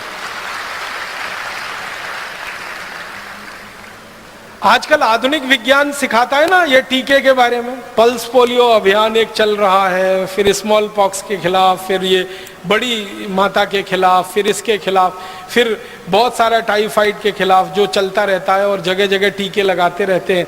ये टीके लगना सारी दुनिया को भारत ने सिखाया है और टीके के पीछे का जो दर्शन है कि आप जिस बीमारी से लड़ना चाहते हैं उसी बीमारी के जीवाणु को आप शरीर में प्रवेश कराइए ताकि शरीर में प्रतिरक्षा तंत्र उसका मजबूत हो जाए। यह सिद्धांत पूरी दुनिया को हमने दिया। बस दुर्भाग्य हमारा यह है कि इस सिद्धांत का जब दुनिया के वैज्ञानिकों के स्तर पर पंजीकरण हो रहा था, रजिस्ट्रेशन हो रहा था, तब हम वहां हाजिर नहीं थे और इसलिए हमारे नाम से ये दर्ज होने से वंचित रह गया। ये डॉक्टर ओलिवर के नाम से वहां दर्ज है। दुनिया भर के जो रिकॉर्ड्स है ना उनमें डॉक्टर ओलिवर के नाम से ये वर्णित है और डॉक्टर ओलिवर अपनी डायरी में लिख रहा है कि मैंने कलकत्ता में आके सीखा है इसको। तो डॉक्टर ओलिवर के पहले ये चेचक के बारे में अगर लिखना होगा तो उन वैद्यों के बारे में, और डॉक्टर ओलिवर अपनी डायरी में लिखता है कि ये जो वैद्य हैं इनको मैंने पूछा कि आपको किसने सिखाया, तो वो कहते हैं हमारे गुरु ने सिखाया। उनको किसने सिखाया, उनके गुरु ने सिखाया। तो कहता है कम से कम भारत में पिछले 1500 साल से ये टीका लग रहा है और ये बात है 1710 के आसपास। वो कहता है 1500 साल से कम का इतिहास नहीं निकलेगा भारत में चेचक के टीके का। और अंत में वो कहता है कि भारत के ये जो वैद्य हैं ये इनको प्रणाम करना चाहिए, इनका वंदन करना चाहिए, इनका अभिनंदन करना चाहिए कि निशुल्क रूप से ये सेवा देने के लिए एक एक घर में जा रहे हैं और लोगों को चेचक जैसी महामारी से बचा रहे हैं। हम अंग्रेजों को इन्होंने बिना किसी शुल्क के ये ज्ञान सिखाया है। हम इनके जितने ज्यादा आभारी हो सके उतना अच्छा होगा, ये डायरी के अंत में लिखता है। लेकिन दूसरे अंग्रेज उसकी डायरी का ये अंतिम हिस्सा गायब करके उसको अपने नाम से प्रकाशित करवाते हैं और सारी दुनिया आज ये मान के बैठी है कि चेचक के टीके का आविष्कारक डॉक्टर ओलिवर था, वो भारत था, ओलिवर ने आके यहां सीखा था। और एक दो रोचक बातें मैं आपको बताना चाहता हूं हमारे भारत के बारे में, जो दुनिया की हमने दिया है, क्या क्या हमने दिया है दुनिया को। थोड़ा तकनीकी पे आता हूं। लोहा बनाने की जो टेक्निक है वो पूरी दुनिया को भारत ने सिखाई और लोहे से भी एक अच्छा शब्द अगर मैं बोल सकूं तो स्टील बनाने की जो तकनीक है वो सारी दुनिया को हमने सिखाई। ये कहते हुए मुझे बहुत गर्व है, आपको भी थोड़ी देर में ये गर्व की अनुभूति होगी। सारी दुनिया को स्टील बनाना सबसे पहले भारत ने सिखाया। दुनिया में सबसे पहले स्टील भारत में बना और स्टील आप जानते हैं बहुत कॉम्प्लिकेटेड टेक्नोलॉजी है। आज अगर आप स्टील बनाने की किसी भी फैक्ट्री को देखने जाएं और उस टेक्नोलॉजी को समझने की कोशिश करेंगे तो आपको समझ में आएगा कि कच्चे लोहे से, लोहे के अयस्क से, आयरन ओर से स्टील बनाना आसान काम नहीं, बहुत मुश्किल काम है। और वो टेक्नोलॉजी इस देश में बहुत साल पहले विकसित हुई है। एक अंग्रेज आया हमारे देश में जिसने सर्वेक्षण किया 1795 में। उस अंग्रेज के सर्वेक्षण के कुछ वाक्य सुनाता हूं आपको। अंग्रेजी में उसने लिखा, मैं आपको हिंदी में सुना रहा हूं। वो कहता है कि भारत में स्टील बनाने का काम पिछले 1500 साल से हो रहा है। 1795 माने 1800 मान लो और 1800 से 1500 साल घटा दो तो तीसरी शताब्दी से ईसा के जन्म के 300 साल के बाद क्या समय निकलता है, तीसरी शताब्दी से इस देश में स्टील बनाने का काम हो रहा है। वो कहता है कि मैंने जो सर्वेक्षण भारत में किया है, भारत का पश्चिमी इलाका, पश्चिमी भारत आप जानते हैं, ये महाराष्ट्र, ये गुजरात और थोड़ा मध्य प्रदेश का इलाका, और वो कहता है भारत का पूर्वी इलाका, बंगाल है, आसाम है, उड़ीसा है, झारखंड उसमें आता है, और थोड़ा सा दक्षिणी इलाका, 3 इलाके की बात कर रहा है। तो इन 3 इलाकों में मैं घूमा हूं और अब तक मैंने भारत में स्टील बनाने के 15,000 छोटे फैक्ट्री चलते देखे। अपनी आंखों की वर्णन कर रहा है वो, कह रहा अब तक मैं घूमा हूं इतने इलाके में 15,000 छोटी फैक्ट्रियां, स्मॉल स्केल फैक्ट्रीज उसने लिखा है। 15,000 छोटी फैक्ट्रियां स्टील बनाने की भारत में चल रही हैं 1795। और वो कहता है कि हर फैक्ट्री में एक दिन में 500 किलो तक स्टील आराम से बनता है। और वो कहता है कि हर एक फैक्ट्री 24 घंटे चलती है और उसमें मजदूरों की 3 पालियां हैं, 8-8 घंटे की 3 पाली में काम होता है, 24 घंटे फैक्ट्री चलती है। और ये फैक्ट्री को जो सबसे महत्वपूर्ण उपकरण लगता है वो लोहा गलाने वाली भट्टी है, जिसको आज हम अंग्रेजी में कहते हैं ना ब्लास्ट फर्नेस। कच्चा लोहा है, वो ब्लास्ट फर्नेस में डाला जाता है, फिर ब्लास्ट फर्नेस में तापमान बढ़ाया जाता है, 1500 डिग्री सेंटीग्रेड 1400 डिग्री सेंटीग्रेड जब तापमान पहुंचता है तब लोहा पानी की तरह से उबलता है, फिर उसको निकाला जाता है, फिर ठंडा किया जाता है, फिर उसमें निकिल क्रोमियम जैसी चीजें मिला के स्टील तैयार होता है। तो वो कह रहा है कि जो सबसे महत्वपूर्ण फैक्ट्री का उपकरण है वो है भट्टी, ब्लास्ट फर्नेस। और वो कहता है कि मैंने हिसाब निकाला है कि भारत में स्टील बनाने वाली किसी भी फैक्ट्री की जो ब्लास्ट फर्नेस है उसको बनाने का खर्चा सिर्फ 15 रुपए आता है।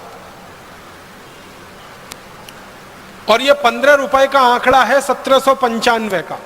आज के हिसाब से अगर आप इस आंकड़े को समझने की कोशिश करेंगे तो 300 का गुणा कर दीजिए, तो 15 में 300 का गुणा कर दीजिए तो 15 × 45, माने 4,500 रुपए में ब्लास्ट फर्नेस बन के तैयार हो जाती है। फिर वो कह रहा है कि एक ब्लास्ट फर्नेस एक दिन में आराम से 1 टन लोहा बना लेती है, स्टील बना लेती है। और वो कहता है कि 1 टन स्टील बनाने में भारत के जो कारीगर हैं उनका खर्चा मात्र 80 रुपए आता है। 1 टन का माने हो गया 1000 किलोग्राम, 1000 किलोग्राम स्टील बनाने का खर्चा 80 रुपए। तो आप जरा कल्पना करिए 1 किलो स्टील बनाने का खर्चा 80 पैसे। और आपको मालूम है इस समय 1 किलो स्टील कितने में बनता है? 40 रुपए। 1795 में हम भारतीय तकनीक से स्टील बनाते थे तो 1 किलो स्टील बनाने का खर्चा 80 पैसे आता था। अब यूरोप के देशों की नकल करी हुई तकनीक से हम स्टील बनाते हैं और 1 किलो स्टील बनाने का खर्चा आता है 40 रुपए। आप बताओ टेक्नोलॉजी वो सुपर्ब थी या आज की सुपर्ब? और आगे लिखता है वो कि हमारे देश में ये स्टील बनने में जो छोटी फैक्ट्रियां हैं वो 10 घंटे लगाती हैं और 10 घंटे में स्टील बनके तैयार हो जाता है। और वो कहता है कि सभी 15,000 जो स्टील बनाने की फैक्ट्रियां हैं इनमें एक दिन में 7,500 मीट्रिक टन लोहा बनता है और एक साल में लगभग 27.5 लाख मीट्रिक टन लोहा तैयार होता है, माने स्टील तैयार होता है। और इस स्टील की सरिया बनती है और ये सरिया भारत से यूरोप में बिकने के लिए जाती है और भारत का स्टील यूरोप के बाजारों में प्रीमियम प्राइस पे बिकता है, माने सबसे महंगी कीमत पर बिकता है, क्योंकि भारत के स्टील की तुलना में दुनिया का कोई स्टील ठहरता नहीं। और अंत में वो लिख रहा है अपनी डायरी में कि भारत का स्टील यूरोप के बाजारों में जब बिकता है तो भारत के व्यापारी उस स्टील के बदले में अगर सोने की मांग करें तो भी व्यापारी सोना देने को तैयार होते हैं, क्योंकि उस क्वालिटी का स्टील दुनिया में कोई नहीं बना सकता। और वो कई बातें कह रहा है। एक बात कह रहा है कि भारत के स्टील को प्रीमियम प्राइस क्यों मिल रहा है दुनिया के बाजार में, तो कहता है कि भारत का स्टील ऐसा अद्भुत है जिसमें जंग नहीं लगता। और आप जानते हैं भारत में इस तरह का स्टील बनाने की हजारों साल से परंपरा है जिसमें जंग नहीं लगता। आप जाइए, मेहरौली नाम का एक गांव है दिल्ली में, उसे देखकर आइए। वहां एक लौह स्तंभ खड़ा हुआ है, सैकड़ों साल से बारिश में भीग रहा है और सैकड़ों साल से हवा के थपेड़े खा रहा है, लेकिन उस लौह स्तंभ में 1 इंच मात्र अभी तक जंग नहीं लगा है। ये भारतीय स्टील की क्वालिटी का नमूना है। तो जो अंग्रेज कह रहा है ना कि भारत का स्टील प्रीमियम प्राइस पे बिकता, वो कहता है इसलिए बिक रहा है क्योंकि ये सबसे अच्छी क्वालिटी का है। और वो कहता है कि दुनिया में भारत के बाद अगर सबसे अच्छा स्टील कोई बना सकता है तो वो स्वीडन है, लेकिन स्वीडन में स्टील बनाने का खर्चा भारत में स्टील बनाने के खर्चे से 100 गुना ज्यादा आता है।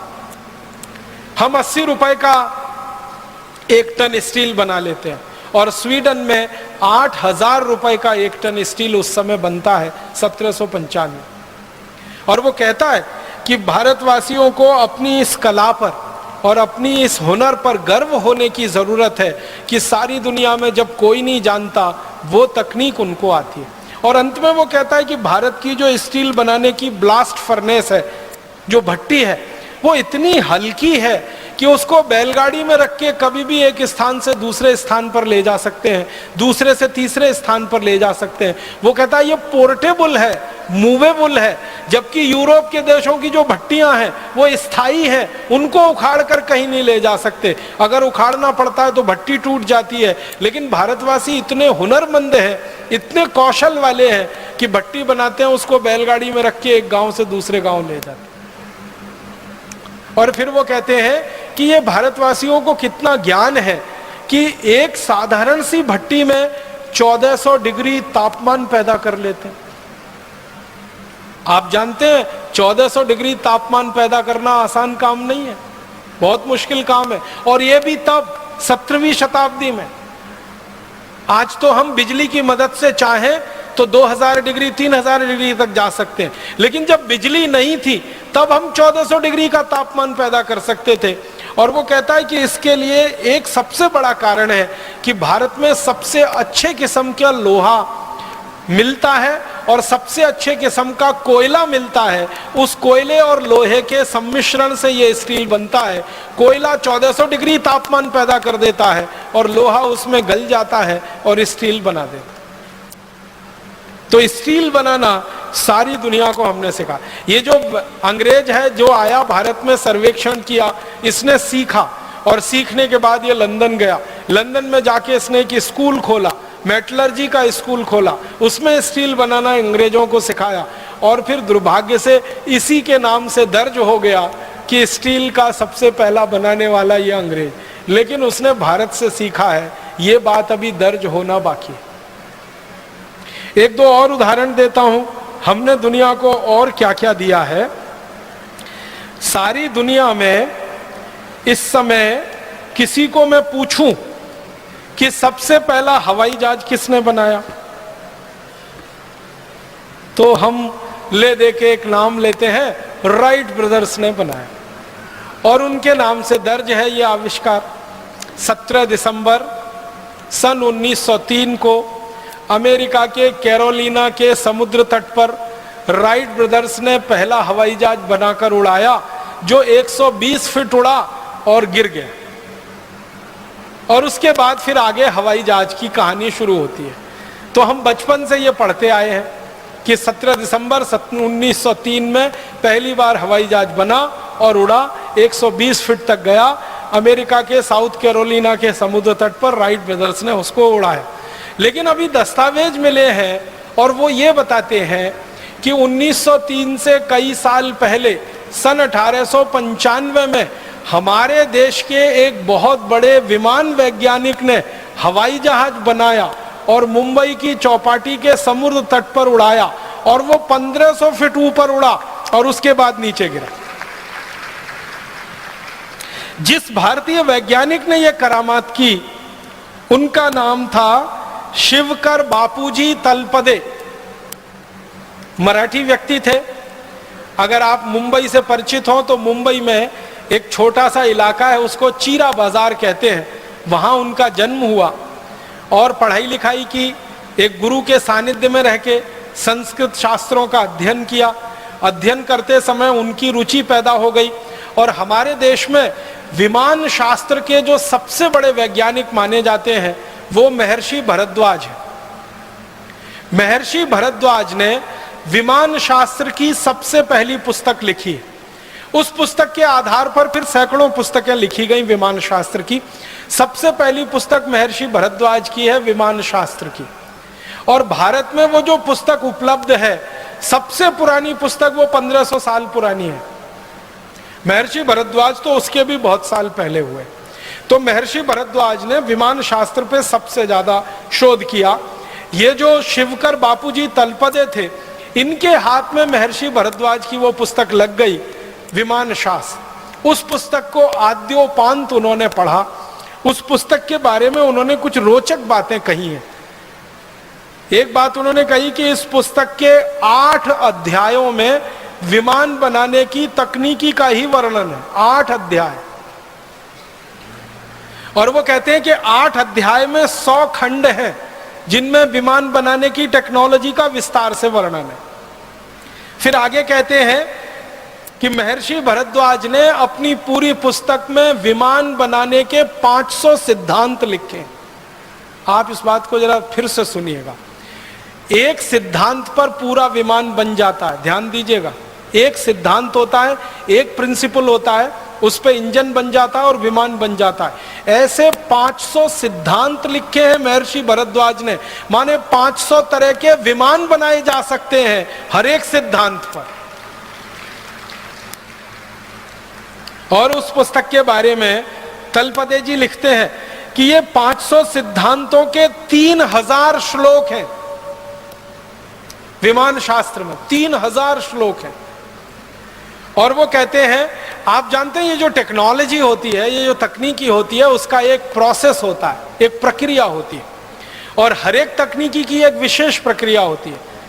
तो महर्षि भरद्वाज ने 32 प्रक्रियाओं का वर्णन किया है। 32 तरह से 500 किस्म के विमान बनाए जा सकते हैं। इस बात को जरा समझिएगा, मुझे देर में समझ में आई। 32 तरीके हैं 500 तरह के विमान बनाने के। माने एक विमान बनाने के 32 तरीके, 2 विमान बनाने के 32 तरीके, 500 विमान बनाने के 32 तरीके उस पुस्तक में है विमान शास्त्र। 3000 श्लोक है, 100 खंड है और 8 अध्याय है। कितना बड़ा ग्रंथ है ये। इस ग्रंथ को शिवकर बापूजी तलपदे ने पढ़ा अपने विद्यार्थी जीवन से। और पढ़ पढ़कर परीक्षण किए। और परीक्षण करते करते 1895 में वो सफल हो गए और उन्होंने पहला विमान बना लिया। और उस विमान को बना लिया तो उन्होंने उसको उड़ाकर भी दिखाया। और उसको देखने के लिए भारत के बड़े बड़े लोग गए।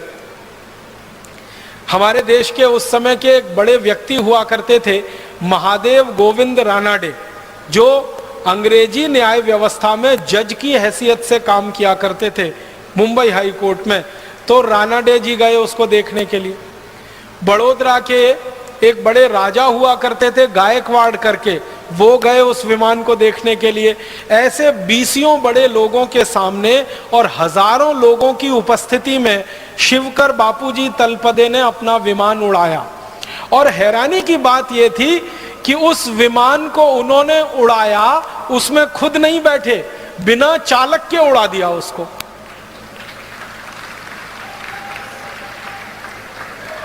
माने आप समझिए कि उस विमान को उड़ाया होगा तो कंट्रोल सिस्टम तलपदे जी के हाथ में है और विमान हवा में उड़ रहा है।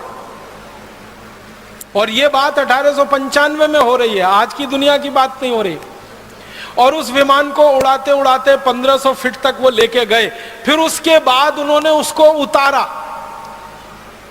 और बहुत सकुशल उतारकर उसको जमीन पे खड़ा कर दिया। माने वो विमान टूटा नहीं, उसमें आग लगी नहीं, उसके साथ कोई दुर्घटना हुई नहीं, उड़ा 1500 फीट तक गया, फिर नीचे कुशलता से उतरा और सारी भीड़ ने तलपदे जी को कंधों पर उठा लिया।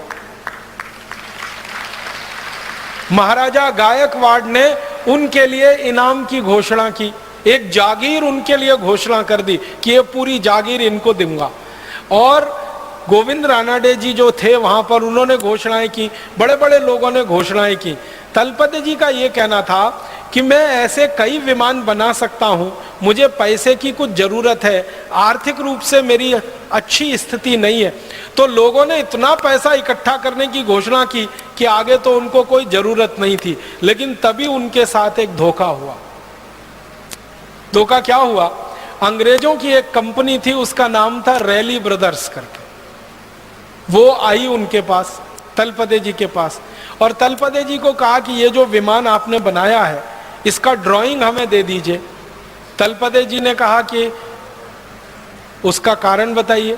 तो उन्होंने कहा कि हम आपकी मदद करना चाहते हैं, आपने ये जो आविष्कार किया है इसको सारी दुनिया के सामने लाना चाहते हैं, आपके पास पैसे की बहुत कमी है, हमारी कंपनी काफ़ी पैसा इस काम में लगा सकती है, लिहाजा हमारे साथ आप समझौता कर लीजिए और इस विमान की डिज़ाइन दे दीजिए। तलपदे जी भोले भाले सीधे साधे आदमी, मान गए और कंपनी के साथ उन्होंने एक समझौता कर लिया। उस समझौते में रैली ब्रदर्स जो कंपनी थी, इसने क्या किया, पूरा विमान का मॉडल उनसे ले लिया और ड्राइंग ले ली, डिज़ाइन ले ली, और उसको लेकर ये कंपनी लंदन चली गई। और लंदन के बाद उस समझौते को वो कंपनी भूल गई और वही ड्राइंग और वही डिज़ाइन फिर अमेरिका पहुंच गई। फिर अमेरिका में राइट ब्रदर्स के हाथ में आ गई। फिर राइट ब्रदर्स ने वो विमान बना के अपने नाम से सारी दुनिया में रजिस्टर करा लिया। और तलपदे जी की गलती क्या थी? उनको चालाकी नहीं आती थी, ज्ञान तो बहुत था उनके पास। ये भारत वाली सबसे बड़ी जो समस्या मुझे समझ में आई है 12-15 साल में, कि हमको सब ज्ञान आता है, सब तकनीकी आती है, सब आता है, चालाकी नहीं आती। एक वो गाना है ना, सब कुछ सीखा हमने ना सीखी होशियारी, ये भारतवासियों पे फिट है बिल्कुल। और ये अंग्रेजों को और अमरीकियों को कुछ नहीं आता, सिर्फ चालाकी आती है। उनके पास ना ज्ञान है, ना उनके पास कोई आधार है, उनको एक ही चीज आती है, चालाकी। और चालाकी में वो नंबर 1 है। किसी का दुनिया में कुछ भी नया मिले, उसकी चालाकी करके अपने पास ले लो और अपने नाम से उसको प्रकाशित कर दो। ये हुआ। शिवकर बापूजी तलपदे ने 1895 में बनाया हुआ विमान सारी दुनिया के सामने अब ये घोषित करता है कि विमान सबसे पहले अमरीकी ब्रदर्स राइट ब्रदर्स ने बनाया, 1903 में बनाया, 17 दिसंबर को दिखा। उससे कई साल पहले, अगर आप साल ही जोड़ेंगे तो कम से कम 8 साल पहले भारत में विमान बन चुका था और सारे देश के सामने वो दिखाया जा चुका था। अब हमें इस बात के लिए लड़ाई करनी है अमरीकियों से और यूरोपियन लोगों से कि ये तो हमारे नाम ही दर्ज होना चाहिए। और रैली ब्रदर्स कंपनी ने जो बेईमानी और बदमाशी की थी समझौते के बाद, उसका उस कंपनी को हर्जाना देना चाहिए, क्योंकि समझौता करने के बाद बेईमानी की थी।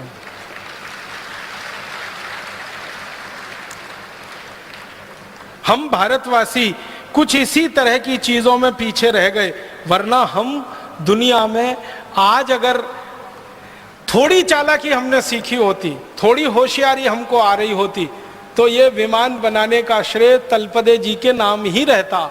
ये रैली ब्रदर्स की चोरी और फिर राइट ब्रदर्स तक उसका पहुंचना ये नहीं हो पाता। और बाद में तलपदे जी मृत्यु हो गई और उनकी मृत्यु के बाद सारी कहानी खत्म हो गई। उनकी तो मृत्यु के बारे में भी शंका है, उनकी हत्या की गई और दर्ज कर दिया गया कि उनकी मृत्यु हो गई। और ऐसे व्यक्ति की हत्या करना बहुत स्वाभाविक है जिसके नाम दुनिया में इतना बड़ा आविष्कार होने की संभावना हो, बहुत स्वाभाविक है। तो अगर हम फिर से वो पुराने दस्तावेज ढूंढें, खोलें और फाइल को फिर से देखें तो पता चल जाएगा और दूध का दूध पानी का पानी सारा सच दुनिया के सामने आ जाए। हम चाहते हैं कि भारत स्वाभिमान इस काम को अपने हाथ में ले और तलपदे जी की हत्या की जांच हो फिर से, और उनके द्वारा किए गए आविष्कार को सारी दुनिया में मान्यता मिले कि राइट ब्रदर से 8 साल पहले किसी भारतवासी ने विमान बनाया और सारी दुनिया में उड़ाया उसको। और एक दो छोटी बातें बताता हूं हमने जो दुनिया को दी है। मैं थोड़ा खगोल शास्त्र के विषय में आपसे बात करना चाहता हूं। हम खगोल शास्त्र के बारे में कोई भी ज्ञान, जैसे सौर मंडल है, सूरज है, पृथ्वी है, सूर्य के बहुत सारे ग्रह हैं, ग्रहों के बहुत सारे उपग्रह हैं, इन सब के बारे में जो भी ज्ञान पाते हैं या हमने जो पढ़ा है बचपन से, तो दो ही नाम हम जानते हैं, एक तो कॉपरनिकस और दूसरा गैलीलियो। पृथ्वी है, सूर्य है, पृथ्वी और सूर्य के बीच में कोई दूरी है, पृथ्वी और सूर्य के बीच में कोई आकर्षण है, पृथ्वी और सूर्य के अलावा दूसरे ग्रहों के आपस के कोई आकर्षण है, ये सारा ज्ञान हम दो ही लोगों के नाम से पढ़ते हैं। आपको याद होगा, एक तो कॉपरनिकस, दूसरा गैलीलियो। कॉपरनिकस के ज्ञान के आधार पर हम पढ़ते हैं पृथ्वी सूर्य के चारों तरफ चक्कर लगाती है, पृथ्वी अपनी धुरी पर भी घूमती है, सूर्य के चारों तरफ भी घूमती है, अपनी धुरी पर घूमने से ये होता है, सूर्य के चारों तरफ घूमने से ये होता है। ये सब बचपन से हम पढ़ते आए कॉपरनिकस के नाम से या तो गैलीलियो के नाम से। अभी पता चल रहा है वो ये कि कॉपरनिकस और गैलीलियो तो पैदा भी नहीं हुए थे, उसके हजारों साल पहले ये ज्ञान और ये सूत्र और ये सिद्धांत भारत के सामने प्रस्तुत किए थे एक महान व्यक्ति, उनका नाम था महर्षि आर्यभट्ट। उन्होंने सबसे पहले दुनिया को बताया कि ये सौर मंडल में सूरज स्थित है और स्थिर है, पृथ्वी जो है स्थिर नहीं है, वो घूम रही है सूरज के चारों तरफ और वो अपने अक्ष पर भी घूम रही है। ये सबसे पहले महर्षि आर्यभट्ट ने सारी दुनिया को बताया। उसके बाद उन्होंने जो सूत्र दिए, उन सूत्रों के आधार पर पृथ्वी और सूर्य के बीच की दूरी निकाली गई और आप हैरान हो जाएंगे, महर्षि आर्यभट्ट ने जो दूरी निकाल के दे दी, वो दूरी को आज तक दुनिया का कोई खगोल शास्त्री चुनौती नहीं दे पाया, आज तक नहीं दे पाया। जितनी दूरी उन्होंने बता दी, उतनी ही दूरी आज के वैज्ञानिक बताते हैं पृथ्वी और सूर्य के बीच की। और तीसरी महत्व की बात महर्षि आर्यभट्ट ने जो सारी दुनिया को बताई वो ये कि सूर्य जो है ये निरापद नहीं है, इसमें बहुत सारे काले धब्बे हैं और ये काले धब्बे की जो थ्योरी है, इसको स्टीफन हॉकिंग्स नाम के एक आधुनिक वैज्ञानिक ने अपने नाम से लिखवा लिया है और वर्ड पेटेंट ले लिया है, ब्लैक होल थ्योरी। आप में से कुछ लोग अगर थोड़ा फिजिक्स पढ़े होंगे तो आपने पढ़ा होगा ब्लैक होल थ्योरी। ये ब्लैक होल थ्योरी को सारी दुनिया मानती है, स्टीफन हॉकिंग्स की खोज है ब्लैक होल्स थ्योरी। लेकिन महर्षि आर्यभट्ट ने स्टीफन हॉकिंग्स के जन्म से हजारों साल पहले बता दिया कि सूरज निरापद नहीं है, इसमें ब्लैक होल्स हैं, काले विवर हैं, और वही उसके जीवन का कारण है। इसके बाद और एक महत्व की बात जो सारी दुनिया में महर्षि आर्यभट्ट ने बताई, जिसको दूसरे लोग अपने नाम से प्रकाशित करते रहे हैं, वो ये कि हमारा जो सूर्य है और सूर्य के साथ दूसरे ग्रहों की जो स्थिति है, तो सारे ग्रह सूर्य के प्रकाश से प्रकाशित हैं।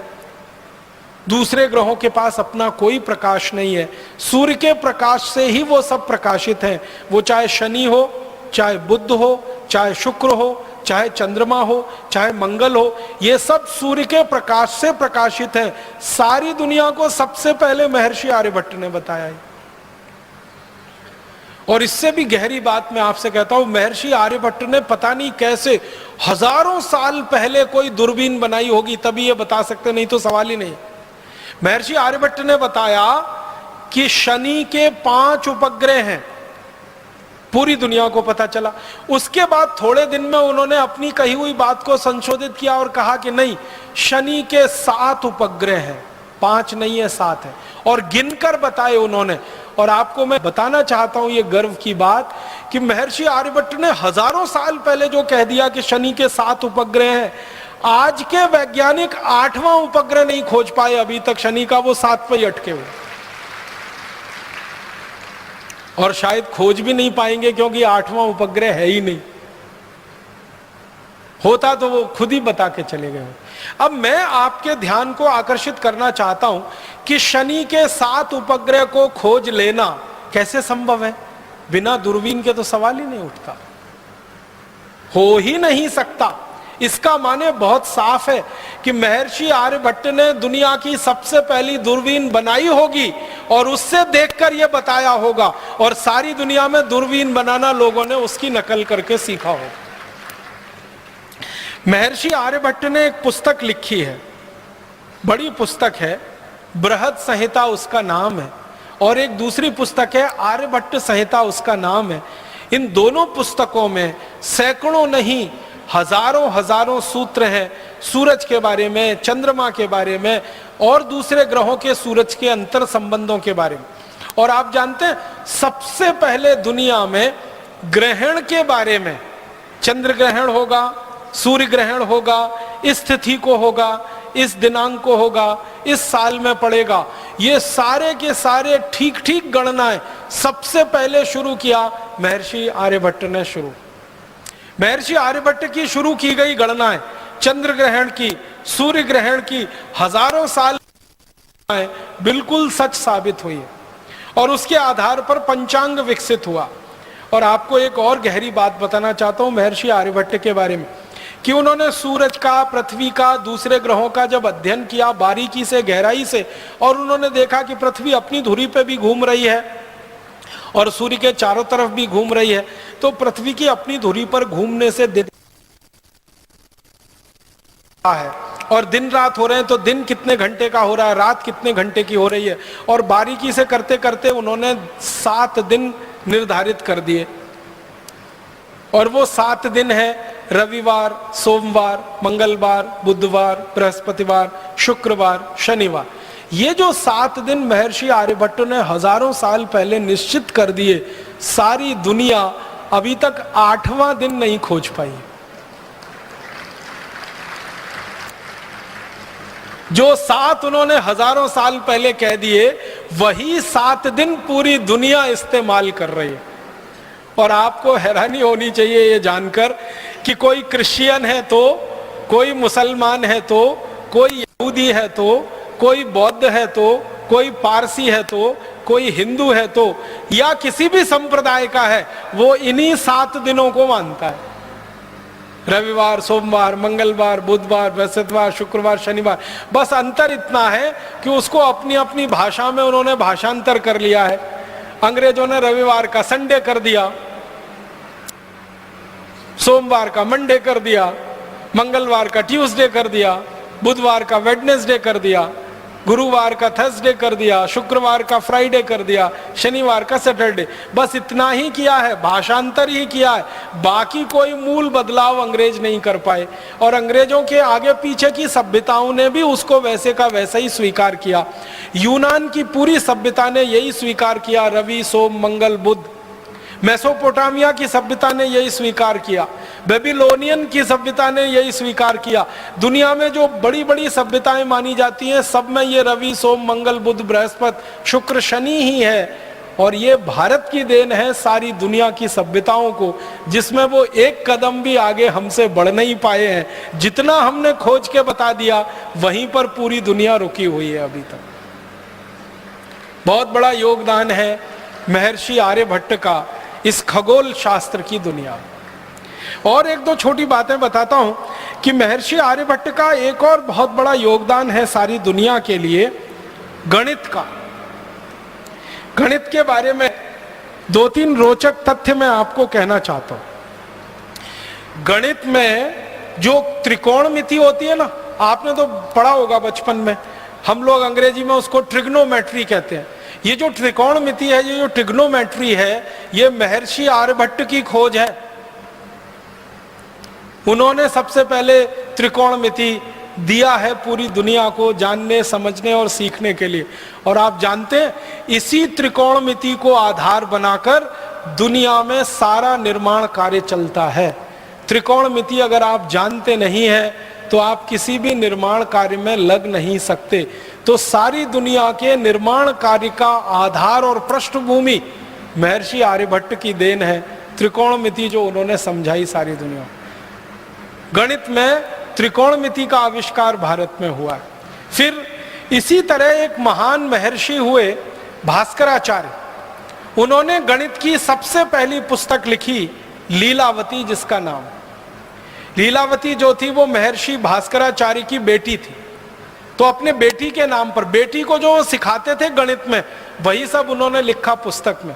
और लीलावती के बारे में कहा जाता है कि वो इतनी कुशाग्र बुद्धि थी, इतना तीव्र बुद्धि वो बेटी थी कि पेड़ के पत्ते गिन सकती थी। और जब भी उसको पेड़ के पत्ते गिनने के लिए कहा गया तो वास्तव में उतने ही पत्ते निकलते थे जितने होते थे। और उसको कहा जाता था कि तुम्हारी बुद्धि बहुत तेज चलती है, तो कहती थी वो पिताजी की कृपा है, उन्होंने मुझे गणित सिखाया। पेड़ के पत्ते गिन लेना कोई आसान काम नहीं है, ये कुछ ऐसा ही काम है कि आसमान में तारे गिन लेना। और लीलावती इसमें सिद्धहस्त थी। उस लीलावती के नाम से पुस्तक प्रकाशित हुई, महर्षि भास्कराचार्य की गणित की पहली पुस्तक। और सारी दुनिया ने उस पुस्तक को आधार बनाकर अपने यहाँ गणित का कोर्स बनाया है, सिलेबस बनाया। आपको हैरानी होगी जानकर, दुनिया के बहुत सारे देशों ने अपने गणित का सिलेबस लीलावती के आधार पर बनाया। ऐसे एक महान हमारे देश में गणितज्ञ हुए, उनका नाम था महर्षि ब्रह्मगुप्त। इन्होंने सारी दुनिया को सबसे पहले सिखाया जोड़ना, घटाना, गुणा करना और भाग करना। ये अंक गणित का जो 4 हिस्सा है, जोड़, घटाना, भाग और गुणा, ये सबसे पहले महर्षि ब्रह्मगुप्त ने पूरी दुनिया को सिखाया। और इसके लिए उन्होंने शास्त्र निर्माण किया। और महर्षि ब्रह्मगुप्त के ही नाम ये खोज है कि वर्ग करना और वर्गमूल करना, घन करना, घनमूल करना, ये भी उन्होंने सबसे पहले सूत्र दिया दुनिया को सीखने के लिए। और जो बीज गणित हम पढ़ते हैं, जिसको हम आजकल अलजेब्रा कहने लगे हैं, ये अलजेब्रा पूरा का पूरा महर्षि ब्रह्मगुप्त की देन है। हमारा आज का अलजेब्रा और उसका सिलेबस महर्षि ब्रह्मगुप्त के लिखे हुए पुस्तकों पर आधारित है सारा का सारा। इसी तरह से एक प्रमेय होती है, एक थ्योरम है, वो हम लोग पढ़ते हैं बचपन में, 9वीं 10वीं कक्षा से लेके 12वीं तक हम उसका इस्तेमाल करते हैं। वो थ्योरम को पाइथागोरस थ्योरम कहते हैं। पाइथागोरस का जन्म हुआ ईसा से 8 शताब्दी पहले, और ईसा के 15वीं शताब्दी पहले के भारत के गुरुकुलों के रिकॉर्ड्स बताते हैं कि पाइथागोरस हमारे यहां था। हम उसको बोधायन प्रमेय के रूप में पढ़ते थे। बोधायन एक महर्षि हुए, उनके नाम से वो प्रमेय पढ़ाई जाती थी भारत में ईसा के जन्म के 15 शताब्दी पहले। माने आज से लगभग 3500 साल पहले वो प्रमेय भारत में पढ़ाई जाती थी बोधायन प्रमेय के नाम से।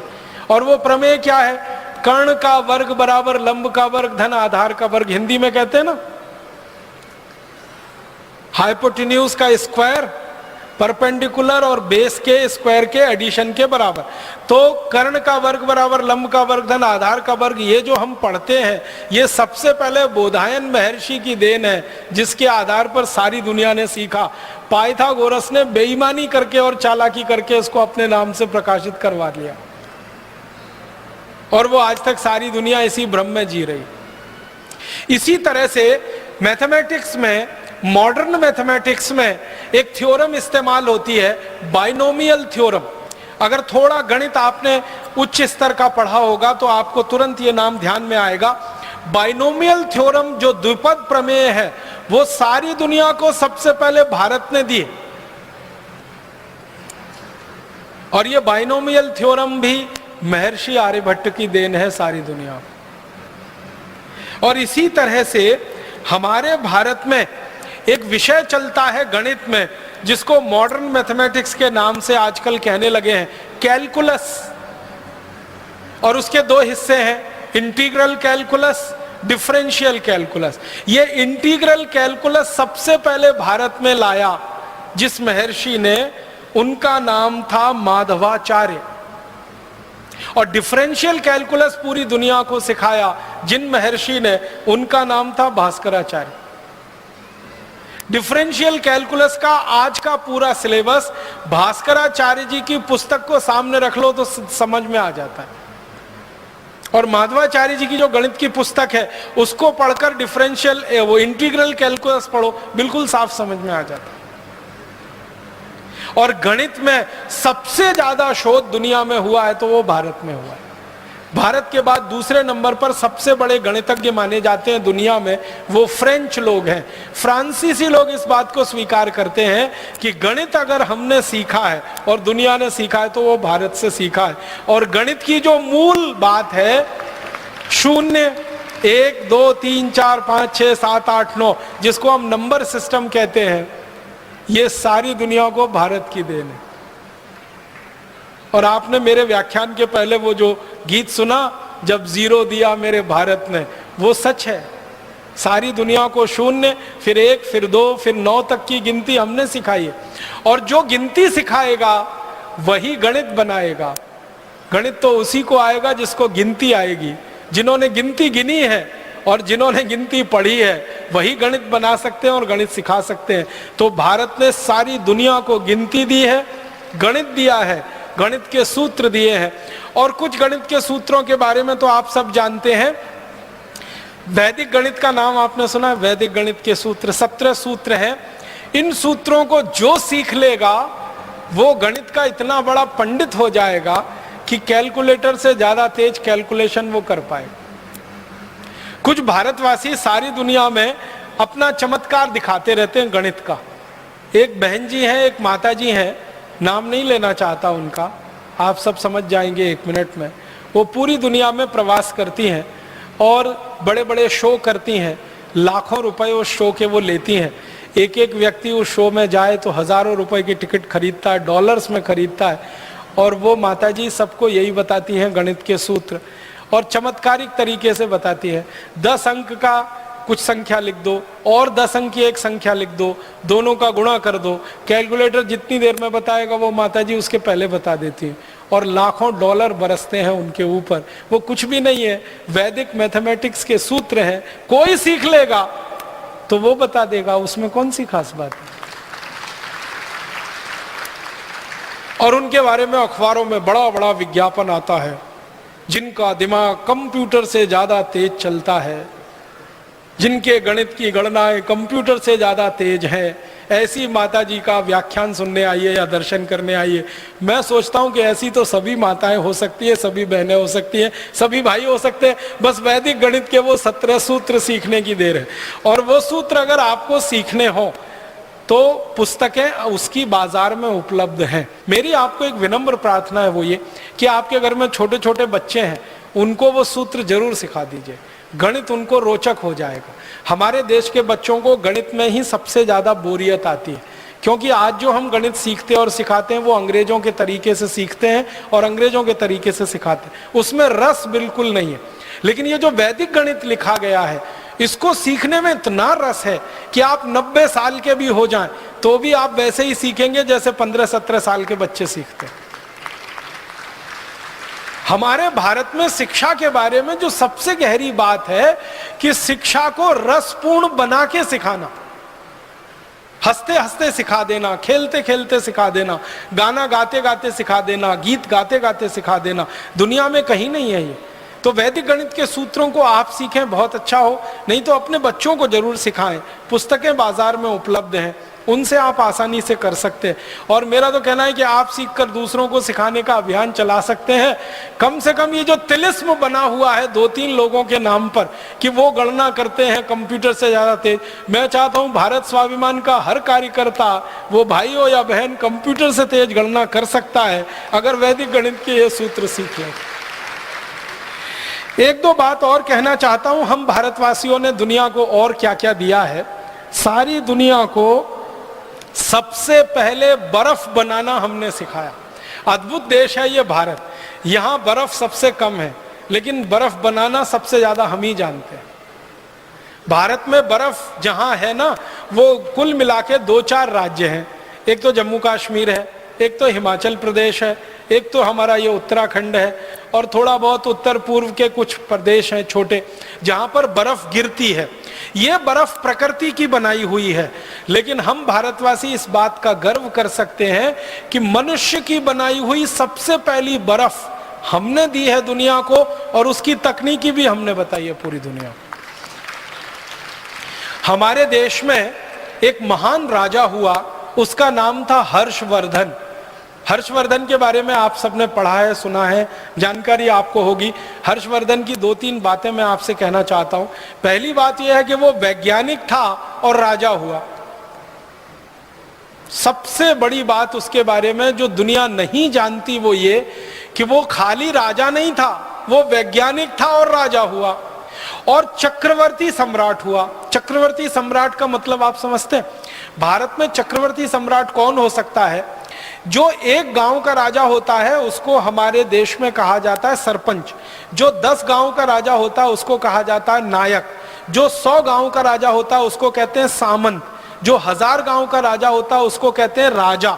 फिर 10,000 गांव का जो हो जाए राजा वो महाराजा।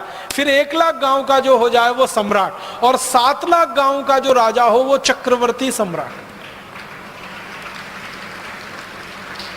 और भारत में लगभग 7 लाख ही गांव रहे। तो हर्षवर्धन चक्रवर्ती सम्राट था, माने पूरे भारत का राजा था। एक बात, वैज्ञानिक था। दूसरी बात, और विज्ञान की किस भाषा में उसको दक्षता थी? केमिस्ट्री में, रसायन शास्त्र का बहुत बड़ा ज्ञाता था वो। केमिस्ट्री उसको बहुत आती। जब वो राजा बना, उसकी बेटी बीमार हो गई और उसको बहुत तेज बुखार आया। तो पहली बार उसने अपनी बेटी का बुखार उतारने के लिए बर्फ बनवाई और उसका इस्तेमाल किया। हर्ष चरित्रम करके एक पुस्तक लिखी गई हर्षवर्धन के बारे में, और हर्ष चरित्रम में इसका विस्तार से वर्णन है कि राजा हर्षवर्धन अपनी बेटी का बुखार ठीक करने के लिए बर्फ का इस्तेमाल कर रहा है और वो बर्फ बनाने की पूरी तकनीकी है। और राजा हर्षवर्धन का जो समय है ना, वो 6वीं शताब्दी का है, माने आज से लगभग 1500 साल पहले, 1400 साढ़े 1400 साल पहले।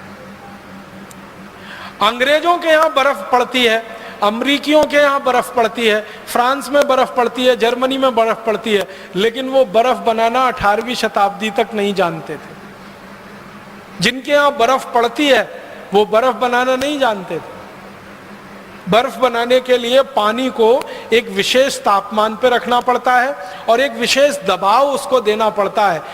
एटमॉस्फेरिक प्रेशर और टेम्परेचर दोनों को कंट्रोल करके ही बर्फ बन सकती है। बहुत जटिल प्रक्रिया है, आसान काम नहीं है ये। लेकिन हर्षवर्धन को ये मालूम था और उसने बर्फ बनाना और बनवाना अपने राज्य में शुरू किया था। उस समय से भारत में बर्फ बनाने की परंपरा है। बर्फ हमारे यहाँ भगवान के द्वारा बहुत कम दी गई है, लेकिन बनाना हमको दुनिया में सबसे पहले आया। अब हमको ये स्थापित कराना अभी बाकी है कि सबसे पहले बर्फ भारत में बनी। अंग्रेज लोग बताते हैं कि उन्होंने सबसे पहले बर्फ 18वीं शताब्दी में बनाई। हमने उनसे 1000 साल पहले बर्फ बनाई थी। सारी दुनिया को ये बर्फ बनाने की टेक्नोलॉजी हमने दी है।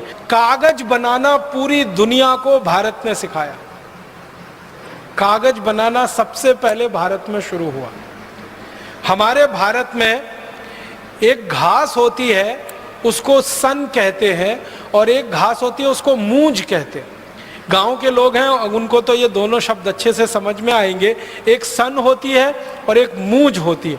मूंज जो है ना बहुत तीखी होती है, उंगली को काट सकती है और खून निकाल सकती है। सन वाली घास जो होती है वो थोड़ी नरम होती है, उंगली को काटती वाटती नहीं। और भारत के हर गांव में इफरात में होती है और फोकट में होती है। पूर्वी भारत और मध्य भारत में तो हर गांव में होती है। बंगाल में, उत्तर प्रदेश में, बिहार में, झारखंड में, उड़ीसा में, आसाम में कोई गांव नहीं जहां सन ना हो, मूंज ना हो। तो जिन इलाके में सन और मूंज सबसे ज्यादा होती रही है, इसी इलाके में सबसे पहले कागज बनना शुरू हुआ। वो सन की घास से और मूंज की घास से हमने सबसे पहले कागज बनाया और सबसे पहला कागज बना के दुनिया को हमने दिया। और वो कागज बनाने की तकनीक आज से 2000 साल पुरानी। और चीन के जो दस्तावेज हैं वहां से ये बात मुझे पता चली। चीनियों के दस्तावेजों में ये लिखा हुआ है कि उन्होंने जो कागज बनाना सीखा वो भारत से सीखा। तो उन्होंने जो कागज बनाना सीखा वो भारत से, यहां से सीखा, सन और मूंज की रस्सी से। इसी तरह से दुनिया में सबसे पहली बैटरी समझते हैं, ड्राई सेल, अंग्रेजी में कहूं तो शायद जल्दी समझ में आ, ड्राई सेल बैटरी सबसे पहले भारत में बनी। और ड्राई सेल बनाने की जो विधि है ना, जो आधुनिक विज्ञान ने भी स्वीकार कर रखी है, वो महर्षि अगस्त्य द्वारा दी गई विधि है। महर्षि अगस्त्य ने सबसे पहली ड्राई सेल बनाई थी और उसका विस्तार से उनका वर्णन है अगस्त्य संहिता में। पूरा ड्राई सेल बनाने की टेक्नोलॉजी, पूरी तकनीक उन्होंने दी है और हम में से कई लोगों ने उस तकनीक से बना के देखा है और ड्राई सेल बनता है, और हजारों वर्ष पहले की वो तकनीक है। इसका माने क्या हुआ, जो देश के वैज्ञानिक और महर्षि ड्राई सेल बनाना जानते हो वो विद्युत के बारे में भी जानते होंगे, इलेक्ट्रिसिटी के बारे में भी जानते होंगे, करंट के बारे में भी जानते होंगे, क्योंकि ड्राई सेल यही करता है, करंट के फ्लो के लिए ही हम उसका उपयोग करते हैं। ये अलग बात है कि वो डायरेक्ट करंट है और आज की दुनिया में हम जो इस्तेमाल करते हैं वो अल्टरनेटिव करंट है, लेकिन डायरेक्ट करंट का सबसे पहले जानकारी दुनिया को हुई तो वो भारत में महर्षि अगस्त्य को ही है। इसी तरह से दुनिया में सबसे पहला सिक्का, कॉइन जिसको हम कहते हैं, वो भारत ने बनाया और सारी दुनिया को सिक्का बनाना सिखाया। ये जो सिंधु घाटी की सभ्यता का अगर आप इतिहास पढ़ेंगे तो आज से 3-3,500 साल पहले का इतिहास है, उसमें सिक्के बनाने का बहुत विस्तार से वर्णन है और सिक्के की ढलाई करने के लिए बहुत सारी फैक्ट्रियों की जानकारी। इसी तरह से जस्ता बनाना, जिंक, सारी दुनिया को भारत ने सिखाया जिंक बनाना। हमसे पहले कोई नहीं जानता था कि जस्ता कैसे बनता है, जिंक कैसे बनता है। और 13वीं शताब्दी में भारत में एक पुस्तक लिखी गई, उसका नाम था रस रत्न समुच्चय। उस पुस्तक में जिंक बनाने का बहुत विस्तार से वर्णन। पारा बनाना सारी दुनिया को हमने सिखाया। मरकरी जो सबसे मुश्किल है, सबसे जटिल है, वो पारा बनाने का चरक संहिता में बहुत विस्तार से वर्णन है और रस रत्न समुच्चय में भी बहुत विस्तार से वर्णन है। और एक बहुत रोचक जानकारी, दुनिया में सबसे पहले बारूद बना वो भारत में, बस इस्तेमाल उसका हुआ फुलझड़ी चलाने में। ये रोचक बात है, हमने बारूद बनाया सबसे पहले, लेकिन उसका बम नहीं बनाया, उसकी फुलझड़ी बनाई। क्यों? मारना नहीं है ना, हम तो अहिंसा वाले लोग हैं ना। बारूद से मार भी सकते हैं, बम बना के किसी को ब्लास्ट कर सकते हैं, लेकिन वही बारूद फुलझड़ी भी बनाता है, वही बारूद वो चक्री भी बनाता है और वही बारूद से अनार बनता है। तो हमने बारूद बनाया अनार के लिए, फुलझड़ी के लिए, चक्री के लिए, हमने बारूद नहीं बनाया बम के लिए। और दुनिया ने हमसे बारूद बनाना सीख लिया तो उन्होंने फुलझड़ी नहीं बनाई, उन्होंने बम बनाया और दुर्भाग्य से फिर हमको ही मारने के काम में उसको लाया। और एक दो रोचक बातें कहता हूं। दुनिया का सबसे पहला, कृषि की बात थोड़ी कर लेता हूं, दुनिया में सबसे पहला जो उपकरण माना जाता है ना, सबसे पहला उपकरण, वो है पहिया, व्हील, चक्र। ये भारत में बना। व्हील का इन्वेंशन, व्हील का आविष्कार भारत में हुआ, चक्र का आविष्कार हमारे यहाँ हुआ। उस पहियों को हमने बैलगाड़ी में लगाया और बैलगाड़ी को चलाया। दूसरों ने उस पहियों को हवाई जहाज में लगाया, उसमें चलाया। पहिया तो एक ही है, वो हवाई जहाज में लगे या बैलगाड़ी में। और फिर हमने दुनिया का सबसे पहला कृषि उपकरण दिया, पूरी दुनिया को मालूम नहीं था उसके बारे में, हल, खेत में जोतने वाला हल, एक फल वाला हल, दो फल वाला हल, तीन फल वाला हल, जिसको तिफारा कहते हैं, दुफारा कहते हैं, एक फारा कहते हैं। ये तीनों तरह के हल सबसे पहले भारत में बने और दुनिया ने हमसे खेती करना सीखा हल चलाकर। इसी तरह से हंसिया है, हथौड़ा है, बेलचा है, खुरपी है, खुरपा है, पवित्र है, सैकड़ों किस्म के कृषि उपकरण सबसे पहले भारत में बने और सारी दुनिया में यहां से गए, क्योंकि हजारों साल पहले कृषि भारत से शुरू हुई और दूसरों ने फिर हमारी नकल करके कृषि करना शुरू किया। कृषि में बीज बोने की एक खास पद्धति होती है, एक ही लाइन में बीज को बोना। ये सारी विशेष पद्धति मानी जाती है पूरी दुनिया में, ये भारत ने ही दी है।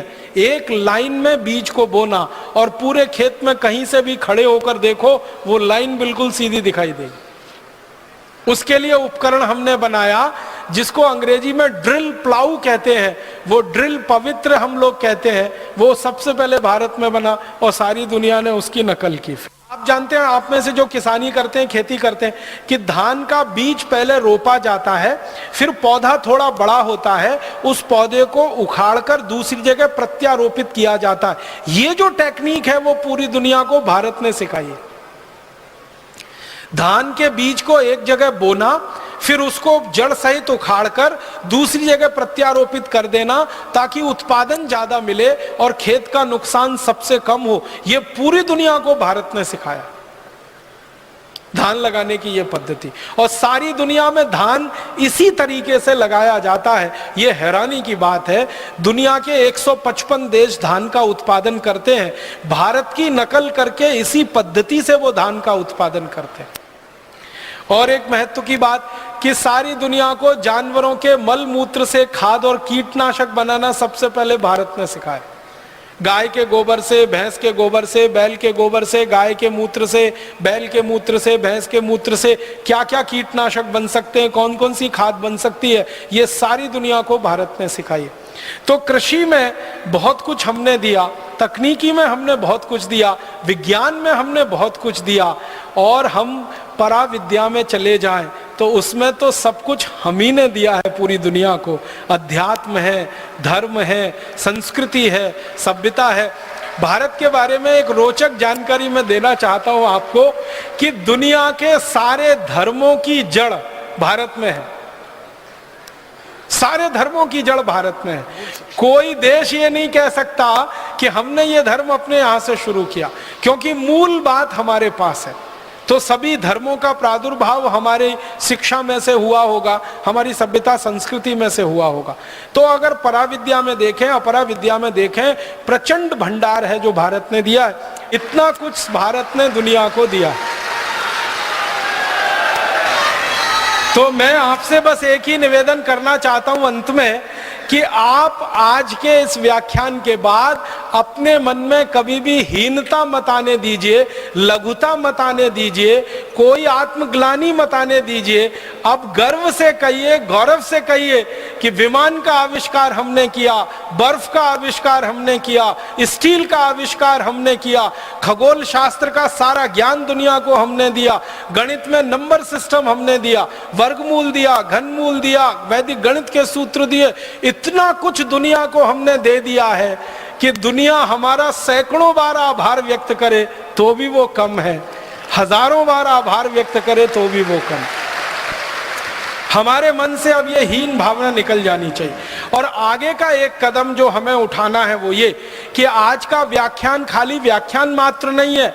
भारत स्वाभिमान की मदद से हमें एक बहुत बड़ा विश्वव्यापी अभियान चलाना है, अपनी खोज को, अपने इन्वेंशंस को दुनिया भर के सामने स्थापित करने के लिए और पुरानी की गई गलती को ठीक करने के लिए जो ऐतिहासिक रूप से भूल हो गई।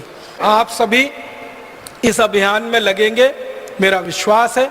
अपने मन से हीन भावना निकालेंगे, दूसरों के मन से भी निकालने का प्रयास करेंगे। ईश्वर हमें जरूर मदद करेंगे। ऐसी शुभकामनाओं के साथ बहुत आभार, बहुत धन्यवाद।